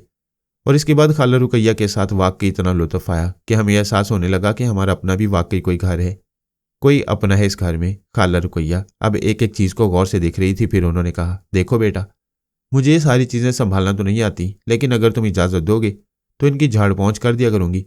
खाला रुकैया, ये सब कुछ आपका है। बावर्ची खाना देख लीजिए, उसमें जो कुछ भी आपको चाहिए या कुछ भी तब्दीली करनी हो हमें बता दीजिए। खाला रुकैया को एक एक जगह दिखा दी गई और इसके बाद तमाम मामलात उनके सुपुर्द कर दिए गए। 4-5 दिन बड़े पुरकैफ गुजरे। मज़ा आ रहा था, पका पकाया खाना मिलता। घर की सफाई खाला रुकैया कर लिया करती थी। अब पूरे घर को उन्होंने अपने घर की तरह संभालना शुरू कर दिया था। बहुत खुश नजर आ रही थी। फिर एक दिन हिकमत ने मुझसे कहा, नादिर, कुछ दिन के लिए इजाज़त चाहूँगा। कहाँ जाना है? गांव जाऊंगा अपने। ओहो अच्छा। हाँ, वहाँ जाना बेहद ज़रूरी है। वैसे भी काफ़ी दिन से नहीं गया हूँ। अच्छा, तो कब जा रहे हो? बस अगर तुम इजाज़त दोगे तो आज शाम तक ही चला जाऊंगा। कैसे जाते हो? कोच चलती है, आराम से मिल जाती है, दिन भर चलती रहती है। इस बार तुम हो आओ, दोबारा तुम्हारे साथ मैं चलूंगा। ज़रूर, हिकमत ने कहा। तो फिर शाम को किस वक्त निकलोगे? मेरा ख्याल है जल्दी निकल जाऊंगा ताकि पहुंचने में ज़्यादा देर ना हो जाए। जल्दी से तुम्हारी क्या मुराद है? 4-5 बजे। वैसे बसें कितने बजे तक जाती हैं? बसें तो 11 बजे तक जाती हैं, आखिरी बस शायद 11 बजे चलती है। तो फिर ऐसा करना, 6 बजे निकलना यहाँ से। चलो ठीक है, 6 बजे निकल जाऊंगा, ज़रा बाजार जाना चाहता हूँ। चले जाओ, मैंने कहा और हिकमत थोड़ी देर के बाद बाहर निकल गया। मुझे इल्म था कि उसके पास भी अच्छे खासे पैसे हैं, और वैसे भी जिस दिन से वो मेरे साथ आया था जेब तराशी ख़त्म कर दी थी। लेकिन उसके जाने के बाद मैं भी निकल खड़ा हुआ। मुझे उसके अहले ख़ानदान के बारे में तमाम तफसीलात मालूम थी। चुनाचे एक पुररौनक बाजार के एक बड़े स्टोर से मैंने बहुत सारे लिबास और ऐसी दूसरी बहुत सी अशिया खरीदी जो उसके ख़ानदान के लिए तोहफे के तौर पर दी जा सकती थी। खासी कीमती अशिया थी, लिबास वगैरह भी बहुत काफ़ी थे। उन सब के पैकेट बनवा कर मैं आ गया और फिर मैंने इन तमाम चीज़ों के एक बड़े शॉपिंग बैग में पैक कर दिया। हिकमत भी वापस आया तो उसके पास एक थैला था। उसने वो थैला रख दिया और अपने लिए तैयारियां करने लगा। मैंने अपना शॉपिंग बैग उसके हवाले करते हुए कहा, दोनों बहनों के लिए और माँ बाप के लिए मैं भी कुछ खरीद कर लाया हूँ हिकमत, इसे अपने साथ ले जाना। अरे ये इतना सारा? फजूल बातों से गुरेज करो। मगर नादिर, फिर वही, मैंने कहा और हिकमत हंसने लगा। क्या क्या खरीद लाए हो? तुम्हारे लिए कुछ नहीं है, समझे? हाँ ठीक है, चलो कोई बात नहीं। शाम को 6 बजे हिकमत चला गया। मैं और खाला रुकैया घर में रह गई। हम दोनों आपस में बातें करते रहे। खाला रुकैया मुझे अपने पुराने मोहल्ले की कहानी सुना रही थी। फिर उन्होंने अपने बेटे के बारे में भी तफसीलात बताई और मैं उनसे हमदर्दी से बातें करता रहा। रात को हम सो गए। दूसरी सुबह ना जाने क्यों मेरे दिल में गौहर का ख्याल आया। चुनाचे मैंने तैयारी की और इसके बाद चल पड़ा। मौलाना विसालुद्दीन की रिहाइशगाह पर पहुंचने के बाद उनके घर के दरवाजे पर दस्तक दी और कुछ देर के बाद दरवाज़ा खुल गया। गौहर का चेहरा आंसू से तर था, बाल बिखरे हुए थे और चेहरे पर एक अजीब सी मुर्दनी छाई हुई थी। मैं उसे देखकर चौंक पड़ा। उसने भी शायद एक निगाह में ही मुझे पहचान लिया था। पहचानने के बाद उसने मुझे सलाम किया, फिर हिचकिचाती हुई बोली, अंदर आ जाएं। उसने मेरे अकब में देखने की कोशिश भी की थी, लेकिन शायद उसकी निगाहें हिकमत को तलाश कर रही थी। उसने पूछ भी डाला, हिकमत भैया नहीं आए? नहीं, मुआफ़ कीजिएगा, मैं अकेला ही आया हूँ। आइए बैठिए। मौलवी साहब कहाँ हैं? अब्बा तो सख्त बीमार हैं, अस्पताल में दाखिल हो गए हैं, उसने रोते हुए कहा। और मुझे उसकी आंखों से बहने वाले आंसू का राज मालूम हो गया। मैंने चौंक कर पूछा, क्या बीमारी हुई है? नमूनिया हो गया है, डबल नमूनिया है, काफ़ी तबीयत खराब है उनकी, वो सिसकी लेकर बोली। फिर कहने लगी, बस रात को नमाज पढ़ा कर आए थे, खाना वगैरह खाया, थोड़ी देर लेट गए, फिर तहज्जुद के लिए उठ गए। तहज्जुद पढ़ रहे थे कि कराहते हुए अंदर आए और मुझे जगाकर बोले कि उनके सीने में सख्त दर्द हो रहा है। रात के इस वक्त तो किसी से कुछ नहीं कह सकती थी, लेकिन फजर में जब नमाजी आए तो मैंने उन्हें अब्बा की तबीयत के बारे में बताया। फिर वो बेचारे अब्बा की हालत देखकर उन्हें अस्पताल ले गए। कौन से अस्पताल में ले गए? सरकारी अस्पताल है, यहाँ से वो काफ़ी फासले पर जो पीली इमारत नजर आती है वही अस्पताल की इमारत है। अच्छा, आप गई वहाँ? नहीं, उसने सहमी हुई आवाज़ में कहा। जाना चाहती हैं? हाँ। बुर्का ओढ़ती हैं आप? हाँ।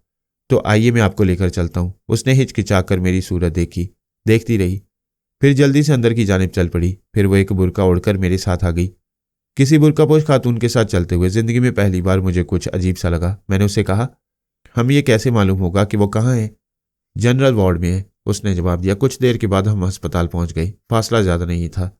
विसालुद्दीन बिस्तर पर दराज थे, तबीयत अब खासी बेहतर नजर आ रही थी, बेहद कमज़ोर हो गए थे। मुझे एक निगाह में पहचान गए और फिर चौंक कर गौहर को देखा। गौहर? उन्होंने हैरत से कहा। अब्बा। गौहर उनके पैरों के पास बैठ गई और फिर उनके पैरों पर सर रखकर रोने लगी।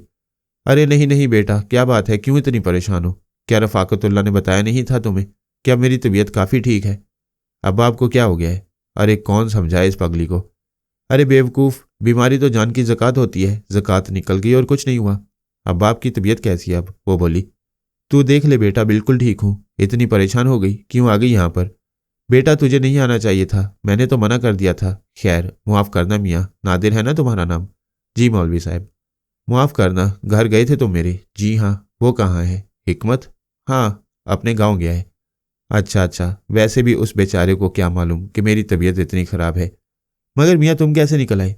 बस आपने हुक्म दिया था, हाजिरी देने के लिए हाजिर हो गया था। वहाँ गौहर साहिबा को रोते हुए पाया। इन्होंने मुझे आपकी कैफियत के बारे में बताया। हाँ बस अचानक ही हमला हो गया था, सर्दी लग गई थी शायद, लेकिन अब अल्लाह का फजल है, ठीक हूँ। अलबत्ता यहाँ कुछ मसाइल दरपेश हैं। क्या? भाई सरकारी अस्पताल है, डॉक्टर साहबान की यही क्या कम मेहरबानी है कि ज़िंदगी बचाने के लिए जो कुछ भी कर सकते हैं करती हैं। लेकिन ज़रा दवाएं वगैरह दिक्कत से मिलती हैं। सरकारी अस्पतालों में दवाएं होती नहीं हैं, पर्चा लिख कर दे देते हैं कि बाहर से मंगा लो। अब 2-4 दफ़ा तो वार्ड बॉय वगैरह दवाएं ले आए, लेकिन उनकी आदत शायद तुम्हें मालूम हो। कैसी आदत? 100 रुपये का नोट दीजिए, अगर 80 रुपये की दवाएं आती हैं तो 20 रुपये वापस करना कसरे शान समझते हैं, और अगर ना दो तो फिर कहते हैं कि जी हम आपके नौकर तो नहीं हैं, दवाएं वगैरह लाने के लिए आप किसी और को अपने साथ रखिए। ओहो, वाकई इसके लिए तो बड़ी परेशानी होती होगी। नहीं नहीं, अल्लाह गुजारा कर रहे, देख लो, ठीक कर दिया उसी माबूद करीम ने। कब तक यहाँ क्या करेंगे? यही तो मुश्किल है। डॉक्टर कहते हैं अभी यहाँ रहना होगा। तो अगर गौहर साहिबा यहाँ रहें तो क्या हर्ज है? हर्ज तो कोई नहीं, मरीजों के साथ लोग रहते हैं, लेकिन ज़रा अच्छा नहीं लगता। अगर आप इजाज़त दें तो मैं आपके साथ रह सकता हूँ। तुम? हाँ। नहीं बेटे, कहाँ तकलीफ़ करोगे मेरे लिए, बहुत बहुत शुक्रिया तुम्हारा। कम अज़ कम हमदर्दी के अल्फाज कह दिए। जी नहीं, मैंने हमदर्दी के लिए अल्फाज नहीं कहे, बल्कि मैं आपके साथ रहना चाहता हूँ। वैसे भी गौहर साहबा, वहाँ मेरा मतलब मस्जिद के हुजरे में अकेली हैं। आप चाहें तो मैं इनके लिए भी कोई बंदोबस्त कर सकता हूँ। क्या बंदोबस्त? कुछ ना कुछ हो जाएगा। नहीं बेटे, ये मुनासिब नहीं होगा। नहीं, मैं कुछ इंतज़ाम कर दूंगा, आप बिल्कुल बेफिक्र रहें। वैसे आपको कितने दिन यहाँ रहना होगा? डॉक्टरों ही से पता चल सकेगा, मैं मालूम करता हूँ। मैंने कहा और वहाँ से उठकर चला गया। फिर मैंने काफ़ी फ्रूट वगैरह खरीदे, डॉक्टरों से मालूमात की तो डॉक्टर ने कहा कम से कम 1 से 1.5 हफ्ते तक यहाँ काम करना होगा, क्योंकि दोबारा भी अटैक हो सकता है। अभी तबीयत दुरुस्त नहीं है, दवाएं दी जा रही हैं। मैंने कहा डॉक्टर साहब, दवाओं का नया पर्चा आप मुझे दे दीजिए। यूं लगता है कि मरीज़ इंजेक्शन वगैरह मंगवा नहीं सकता। अब देखो ना, अस्पताल में जो दवाएं आती हैं वो तो हम इस्तेमाल कर लेते हैं, लेकिन बहुत सी दवाएं अस्पताल में दस्तयाब नहीं होती, उन्हें तो बाहर से मंगवाना पड़ता है। ये साहब कहते हैं कि उनके पास पैसे नहीं है। नहीं डॉक्टर साहब, आप इसकी बिल्कुल फिक्र मत करें, मुझे पर्चा दे दें। 16 इंजेक्शनों का एक कोर्स करवाना होगा, इंजेक्शन ज़रा महंगे हैं, आप मुझे दे दीजिए पर्चा। ठीक है। डॉक्टर साहब ने पर्चा लिखकर मुझे दे दिया और थोड़ी देर के बाद मैंने उन्हें वो इंजेक्शन भी खरीद कर दे दिए। फिर वापस उनके पास पहुंच गया। ये तमाम चीज़ें मैंने उनके सामने ले जाकर रखी तो विसालुद्दीन साहब शर्मिंदगी से बोले, अब ये करोगे मियाँ? देखिए विसालुद्दीन साहब, मेरा आपका कोई रिश्ता नहीं है, मैं मानता हूँ, लेकिन आप ही लोग तो दरस देते हैं कि इंसानियत का रिश्ता इसी कायनात में सबसे बड़ा रिश्ता होता है, और फिर आप खुद ही इससे गुरेज करते हैं। नहीं, ये बात नहीं है, बस कुछ अच्छा नहीं लगता। जिन बातों की हदायत अल्लाह ताला की तरफ से की गई उनके बारे में ये कहना कि अच्छा नहीं लगता, मैं समझता हूँ विसालुद्दीन साहब, कम अज़ कम आपकी शख्सियत के मुताबिक नहीं। पहले आदमी हो जिसने मेरी ज़ुबान बंद कर दी है। अच्छा देखिए विसालुद्दीन साहब, इलाज क्योंकि आपका यहाँ हो रहा है, चुनाचे बेहतर है यहीं होता रहे, क्योंकि आपको इससे फ़ायदा है। डॉक्टरों को इंजेक्शन दवाएं वगैरह खरीद कर मैंने दे दी हैं, इसका भी अब कोई मसला नहीं। जहाँ तक रहा गौहर साहिबा का मामला, तो मैंने अपने साथ भी ले जाने की दरख्वास्त कर सकता था, लेकिन जाहिर है आप इसकी इजाज़त ना देते और यह भी अच्छा ना लगता।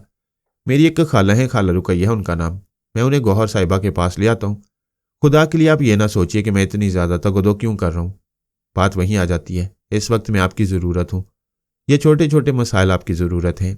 अगर मैं इन ज़रूरतों को पूरा कर सकता हूँ तो कम अज़ कम मुझे इसका मौका दीजिए। विसालुद्दीन साहब हैरत से मुझे देखते रहे, फिर उन्होंने कहा ठीक है मियाँ, जो दिल चाहे करो, ये सब भी अल्लाह ताला की तरफ से है, उसका हुक्म है तो भला मैं इस हुक्म से गर्दन कैसे उठा सकता हूँ। आप यहाँ रहेंगी गौहर साहबा? जैसा अब्बा कहें, उन्होंने जवाब दिया।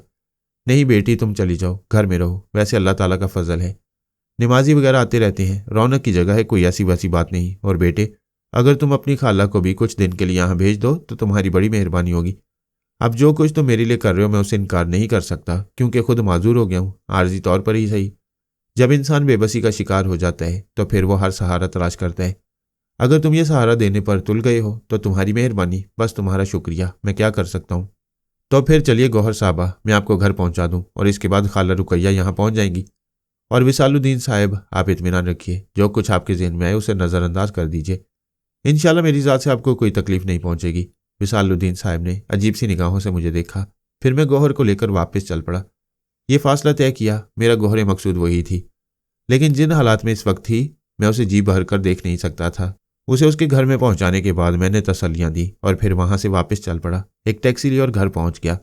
खाला रुकैया को सारी सूरत हाल बताई और उनसे दरख्वास्त की कि अगर वो कुछ दिन के लिए वहां रह सकें तो बहुत अच्छा होगा। बहुत अच्छी बात है बेटे, किसी के काम आना, ये तो इंसानियत का फ़र्ज़ है। मैं चलती हूँ। उन्होंने अपने चंद जोड़ी कपड़े लिए और फिर कहने लगी, मगर घर की देखभाल कौन करेगा? ताला लगा देंगे खाला रुकैया, और फिर मैं तो हूँगा ही, घूम फिर कर यहीं वापस आ जाऊँगा। जिस तरह आपके आने से पहले गुजारा करता रहा था, चंद रोज़ के लिए गुजारा कर लूँगा, फिर तो आप वापस आ ही जाएंगी। कौन सा किसी के यहाँ ज़िंदगी गुजारना होती है। हाँ ठीक है, खाला रुकैया को लेकर। जब मैं वहां पहुंचा तो गौहर हमारा इंतजार कर रही थी। मैंने खाला रुकैया को उससे मिलाया तो वो बहुत अच्छी तरह उसे पेश आई। मैंने गौहर से कहा, गौहर साहबा, आप बिल्कुल इत्मीनान रखें, आपके अबू ठीक होकर घर वापस पहुंचेंगे। मैं उनकी पूरी पूरी देखभाल करूंगा। गौहर ने मेरी जानिब देखा और ना जाने क्यों मैं उसकी आंखों में खोकर रह गया। उन आंखों में एक अजीब सी कैफियत थी जिसे अल्फाज का रूप देना मेरे लिए किसी तौर मुमकिन नहीं। फिर मुझे एक मशगला हाथ आ गया। ज्यादातर विसालुद्दीन के पास रहता, फिर इधर जाता, घर की भी कभी कभी खबर ले लिया करता जहां मैंने ताला लगा दिया था। इस तरह मौलवी विसालुद्दीन साहब के घर मेरा बाकायदगी से आना जाना हो गया। दूसरे मामलात भी संभाल लिए गए। बेचारे मजबूर लोग थे, कोई जरिया आमदनी नहीं था, चुनाचे एहसानात कबूल कर लिया करते थे। इस दौरान एक और साहब उस मस्जिद में नमाज पढ़ाने के लिए आ गए। पड़ोसियों ही ने उन्हें वहां मुतय्यन कर दिया था। यूं खासी अजीब सी कैफियत पैदा हो गई थी। मौलवी साहब को मजीद 10 दिन वहां लगे। इसके बाद वह अस्पताल से रुखसत होकर घर वापस आ गए। मेरे बेहद एहसानमंद थे और बहुत ही शर्मिंदगी का इजहार करते थे। खाला रुकैया से भी वो बड़े खलूस से मिले और कहने लगे, इंसान के दिल में अगर इंसान की इतनी कदर ना हो और इंसान अगर इंसान के बेलौस काम ना आए तो खुदावंद आलम इस जमीन को लपेट कर रख दे, फिर उसे अपने नाफरमान बंदों की जरूरत ना रहे। बहरहाल शुक्रिया कहकर तुम्हारी इस मोहब्बत को मलियामेट नहीं करना चाहता नादिर, बस यही कह सकता हूं कि अल्लाह तुम्हें इसका अजर दे। फिर खाला रुकैया को मैं वहां से लेकर आ गया। 2-3 दिन के बाद हिकमत भी वापस पहुंच गया। बहुत खुश था। घर आने के बाद उसने मुझसे बहुत सी बातें की। अब तक उसे ये मालूम नहीं था कि इस दौरान हम लोग क्या कर चुके हैं। कहने लगा, यार बहुत दिन हो गए मुझे वहां। तुम लोगों ने महसूस तो किया होगा, बहुत ज्यादा। असल में मंजली बहन का रिश्ता आया था और कुछ ऐसे मामला थे कि मेरा वहां जाना जरूरी था। सच्ची बात है, मैं वहां ना होता तो घर वालों को बड़ी परेशानी होती। वालिद साहब अब काफी ज़ईफ हो गए हैं और तमाम मामलात नहीं संभाल सकते, तो उन्हें यहाँ क्यों ना ले आए। मैंने बहुत कहा, लेकिन असल में बस यूं समझ लो वो वहीं पले बड़े हैं, पूरी जिंदगी वहीं गुजार दी। उस जगह से रिश्ता नहीं तोड़ना चाहते। मेरी बात को उन्होंने रद्द कर दिया, लेकिन खैर जैसा भी है वो लोग वहां खुश नहीं। बस ठीक है अब नादिर, हमें बहुत से काम करने हैं। फिक्र ही ना करो, जो कुछ भी ज़रूरत होगी सब पूरी कर लेंगे। बल्कि तुम्हें चाहिए कि वहां से एक फहरिस्त बनाकर ले आते। कब तक शादी कर रहे हो बहन की? खैर अभी तो काफ़ी दिन है, मैं इसलिए मुतमईन हूँ। लेकिन नादिर, तुमसे तन्हाई में कुछ बातें करनी है, कर लेना। यहाँ के हालात तो सुन लो। क्यों, खैरियत? कोई खास बात हो गई? बहुत खास बात। और इसके बाद मैंने हिकमत को तमाम तफसीलात बता दी। हिकमत तस्वीर हैरत बन गया। फिर वो बोला, अब उनकी तबीयत ठीक है, चलो यार मिलने चलते हैं। हाँ चलेंगे, थोड़ा सा सब्र तो कर लो। वैसे तुमने बहुत अच्छा किया। दर हकीकत एक ऐसे आदमी को बड़े सहारे की ज़रूरत थी। फिर मैं और हिकमत विसालुद्दीन साहब की जानिब चल पड़े। विसालुद्दीन साहब ने हमारा पुरजोश खैर मकदम किया था। हिकमत से उसके घर के बारे में मालूमात हासिल करते रहे। फिर कहने लगे, भाई हिकमत, तुमने यह शख्स कहाँ से हासिल कर लिया? मैं इसके सिलसिले में बड़ा उलझा हुआ हूँ। क्यों? बताऊंगा। ऐसा करना, परसों शाम को मगरिब के बाद मेरे पास आ जाना, बल्कि ऐसा करना ईशा के बाद आना। खैर देर तो बेशक हो जाएगी, लेकिन ज़रा खुलकर तफसील से बातें करेंगे। ठीक है। वादे के मुताबिक हम उस शाम वहां पहुंच गए तो विसालुद्दीन साहब नमाज वगैरह से फारिग हो चुके थे। कहने लगे, बैठो, बैठ जाओ।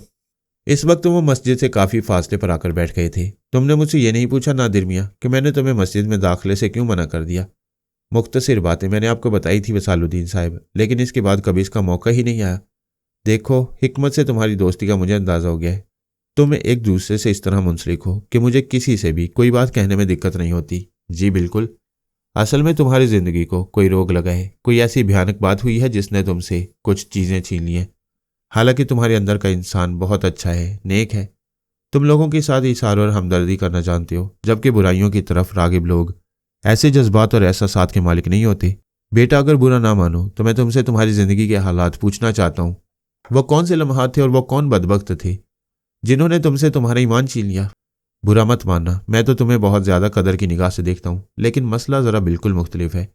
बेशक तुमने कलमा पढ़कर अपने आप को मुसलमान साबित कर दिया, लेकिन दानिस्ता या गैर दानिस्ता तुमसे जो कुछ छीन लिया गया है, मैं बस उसके बारे में मालूमात हासिल करना चाहता हूँ। और अगर तुम्हारा जहन इस तरफ रागिब हो हो सकता है मैं तुम्हें इसका कोई हल भी बता सकूँ। मैं समझ गया था कि विसालुद्दीन साहब क्या कहना चाहती हैं। हिकमत के सामने कोई बात कह देना इतना बुरा नहीं था। अगर मैं विसालुद्दीन साहब को अपने माजी के बारे में बताने पर तैयार हो सकता था तो फिर हिकमत तो मेरा निहायत ही काबिल एतमाद दोस्त था, उससे कुछ छुपाना क्या मायने रखता है। लेकिन विसालुद्दीन को भी तमाम तफसील बताना ज़रूरी नहीं था। मैं जानता था कि वो क्या पूछना चाहती हैं और उन्हें बस उतना ही बता देना काफ़ी था। मैं कुछ लम्हे खामोश रहा। फिर मैंने कहा, विसालुद्दीन साहब, बात असल में यह है कि मैं बचपन ही से बेआसरा रहा हूँ। बहुत छोटी सी उम्र में मेरे वालिद साहब का इंतकाल हो गया था। माँ ने दूसरी शादी कर ली।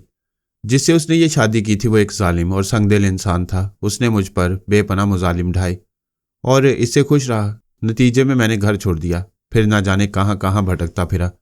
और इसके बाद एक ऐसे घराने के हाथ लग गया जहाँ जादू टूने और इस किस्म की दूसरी चीज़ों का तज़किरा था। मैं इसके बारे में कुछ नहीं जानता, लेकिन एक ऐसी खातून ने जो मेरे लिए मोहतरम थी मुझे मशवरा दिया कि मैं पुरस्रार उलूम सीखूं, और इसके लिए उन्होंने ना जाने क्यों मुझे एक ऐसे शख्स के पास भेज दिया जो गैर मुस्लिम था। बल्कि ये कहना चाहिए कि एक ऐसे शख्स के पास भेजा जो बज़ाहिर गैर मुस्लिम नहीं था। मैं नाम नहीं लेना चाहता। उसने मुझे एक और जगह भेजा, और वो शख्स जिसके पास मुझे भेजा गया काले उलूम का माहिर था। उसका नाम राधन लाल था। राधन लाल ने मुझे जाप सिखाने शुरू कर दिए। मैं नहीं जानता था कि जो वो बोल रहा है उनका मफहूम क्या है, मायनी क्या है, या मुझ पर इसके क्या असरात मुरतब हो सकती हैं। ये तमाम मालूमात मुझे नहीं थी। चुनाचे मैंने उसके बताए हुए जाप को मुकम्मल करना शुरू कर दिया। मैं ये जाप पढ़ता रहा। 1 मिनट, विसालुद्दीन साहब बोले, और मैं रुककर उनकी सूरत देखने लगा। क्या इस दौरान तुम उसी के साथ खाते पीते भी रहे? जी बिल्कुल। क्या खाते पीते रहे थे? विसालुद्दीन ने सवाल किया। मैंने कहा, आप यकीन करें, मेरे ज़हन में इस बारे में कुछ भी नहीं है। फिर आगे कहो। पहले मैंने 3 दिन का, मेरे मुंह से इतना ही निकला था कि अचानक मुझे यूं महसूस हुआ जैसे एक छोटा खुरदरा हाथ मेरे मुंह पर आकर जम गया हो। उस वक्त मुझे कोई चीज़ नज़र भी नहीं आई थी, लेकिन उस हाथ ने इस तरह मेरा मुंह बंद कर लिया था कि फिर एक लफ्ज़ भी मेरे मुंह से ना निकल सका। मैंने वो हाथ हटाने की जिद्दोजहद की, लेकिन इसमें कामयाब नहीं हो सका। फिर इसके बाद मैंने ताकत सरफ करना शुरू कर दी, लेकिन एक चौड़ी कलाई मेरे हाथ में आ गई थी जो नज़र नहीं आ रही थी। मैं शदीद जिद्दोजहद करने लगा, और इस जिद्दोजहद से घबराकर हिकमत जल्दी से खड़ा हो गया।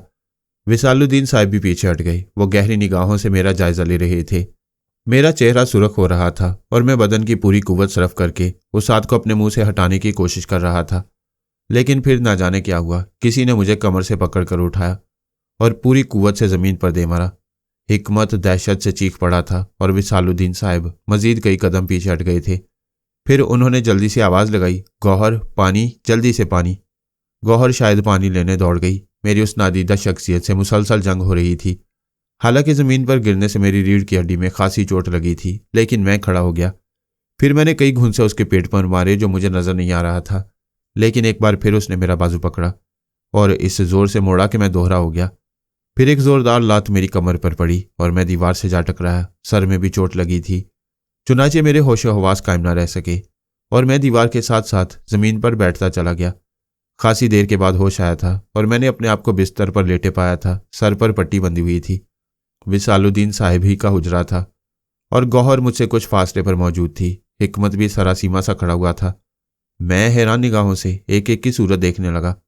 विसालुद्दीन साहब मुसलसल कुछ पढ़ रहे थे। उनके होंठों की जुम्बिश बताती थी कि वो मसरूफ़ हैं।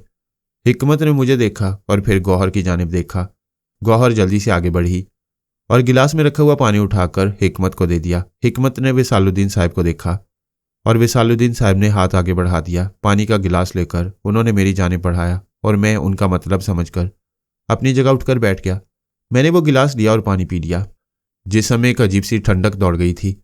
गिलास विसालुद्दीन साहब को वापस दे दिया, लेकिन यह बात समझ में नहीं आ रही थी कि गौहर ने हिकमत को पानी का गिलास दिया।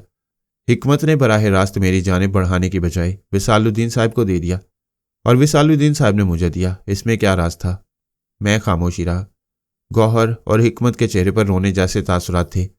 विसालुद्दीन साहब ने शायद जो पढ़ रहे थे वो मुकम्मल कर लिया और फिर उन्होंने मेरी जानिब फूंक मारी और इसके बाद बोले, कैसे हो? ठीक हूँ, मैंने उठते हुए कहा तो जल्दी से हाथ उठाकर बोले, नहीं अभी वहीं रहो, 2 कदम से ज़्यादा आगे न बढ़ना। मैं ठिठक कर रुक गया और मैंने हैरत से कहा, क्यों? बस बैठ जाओ, वहीं बैठ जाओ, वो बोले और मैं हैरान सा अपनी जगह बैठ गया। विसालुद्दीन साहब ने कहा, बदन की चोटें कैसी हैं? चोटें? हाँ, मुझे तो इनका ख्याल ही नहीं रहा। कोई हर्ज नहीं, अब तुम ठीक हो। जी, लेकिन आप मुझे उठकर चलने से क्यों मना कर रहे हैं, जबकि मैं अपने तौर पर बिल्कुल ठीक हूं। मैंने तुम्हारे गिर्द हिसार कायम किया है। ये हिसार कुछ वक्त तक कायम रखना जरूरी है। अब तो मुझे अपनी कहानी का बकिया हिस्सा सुनाओ जो अधूरी रह गई थी। गुजरा हुआ वक्त मेरे जहन में उभर आया। जिस हाथ ने मेरा मुंह दबाया था और जिसने मुझे उठा उठा कर पटका था, ये लोग उसके बारे में नहीं जानते थे, लेकिन मैं जानता था। मोंगा के सिवा और कोई नहीं था मुझे पूरी कहानी सुनाने से रोका था। इसके बाद मेरे साथ ये ज्यादती की थी। मेरे दिल में नफरत का तूफान उमड़ आया। विसालुद्दीन साहब की आवाज़ फिर उभरी, मुझे बताओ, बकिया कहानी सुनाओ। बात कहाँ तक पहुंची थी? यही कि मैंने पूछा था कि क्या तुमने उसके साथ खाया पिया भी था? जी हाँ। उस वक्त मैं पूरी तरह उसके जाल में आ चुका था। फिर 3 दिन के जाप के बाद मैंने 7 दिन का जाप किया। उसका कहना था कि आखिरी जाप के बाद मेरा यह जाप मुकम्मल हो जाएगा। लेकिन फिर एक ऐसा वाकया पेश आ गया कि जिसकी बिना पर सारे काम खराब हो गए। क्या वाकया था? विसालुद्दीन साहब ने पूछा। एक लड़की का मामला था। मैंने बकिया तफसील भी उसे सुना दी और इसके बाद मोंगा के बारे में भी तफसील मैंने दोहरा दी। विसालुद्दीन साहब आंखें बंद किए गौर से सुन रहे थे और उनके चेहरे पर अजीब से तासुरात थे। कुछ देर वो सोचते रहे, फिर उन्होंने कहा, तुम्हारा वीर नहीं चाहता कि तुम उसकी कहानी किसी और के सामने दोहराओ। उसने तुम्हें मना करने की कोशिश की और इसके बाद तुम्हारे साथ हाथापाई पर उतराया। जी, जो कुछ भी हुआ मैं नहीं कह सकता कि उसमें तुम्हारी कहाँ तक गलती है, लेकिन यह भी नहीं कह सकता कि तुम्हारी कोई गलती नहीं। अल्लाह ने इंसान को अकल दी है। अरवाह खबीसा, भूत प्रेत, बीर, भैरों, ये सब काले जादू के तहत होते हैं और काला जादू कुफर होता है। एक मुसलमान की हैसियत से तुम्हें यह सोचना चाहिए था कि तुम इन गलाजतों में ना पड़ो, और अब वो गलाजतें तुम्हारे वजूद में उतर चुकी हैं। तुम अंदर से गंदे हो गए हो। बज़ाहिर तुम्हारी शख्सियत में एक अच्छे इंसान की तमाम खूबियां मौजूद हैं, लेकिन जो गंदगी तुम अपने सीने में उतार चुके हो उसे धोना निहायत मुश्किल काम है। ताहम सुनो, मैं तुम्हें एक वजीफा बताऊंगा। ये तुम्हें पढ़ना है 40 दिन तक। हो सकता है इस वजीफे से तुम्हारे अंदर की गंदगी साफ हो जाए और इसके बाद तुम अपने गुनाहों का कुफ्फारा अदा करो। तब तुम्हारी असल शख्सियत वापस आ सकती है। विसालुद्दीन साहब, मैं एक मजदूर की हैसियत से ज़िंदगी गुजारना पसंद करता हूँ। नहीं चाहिए मुझे कोई दौलत, लेकिन जो कुछ हो चुका है खुदारा मुझे उससे छुटकारा दिला दीजिए। मैं आखिरी हद तक कोशिश करूँगा और ज़ाती बारी से उम्मीद है कि तुम सफाई कल्ब हासिल कर लो। तो फिर आप मुझे वो वजीफ़ा बताइए। अभी नहीं बेटे, इसके लिए मुझे इजाज़त लेना पड़ेगी। ऐसे काम इस कदर आसान नहीं होते, बल्कि इनका एक सिलसिला होता है जो दूर तक पहुँचता है। तुम अब ठीक हो, बात ख़त्म हो गई। कोई तुम्हें जो कुछ बताने से रोकना चाहता था तुम वो बता चुके हो। अब ऐसा करना कि कल शाम को मगरिब के बाद मेरे पास आ जाना। इंशाल्लाह तुम्हें वो वजीफ़ा बता दूंगा और इसके बाद तुम्हारे गिर्द हिसार भी खींच दूंगा।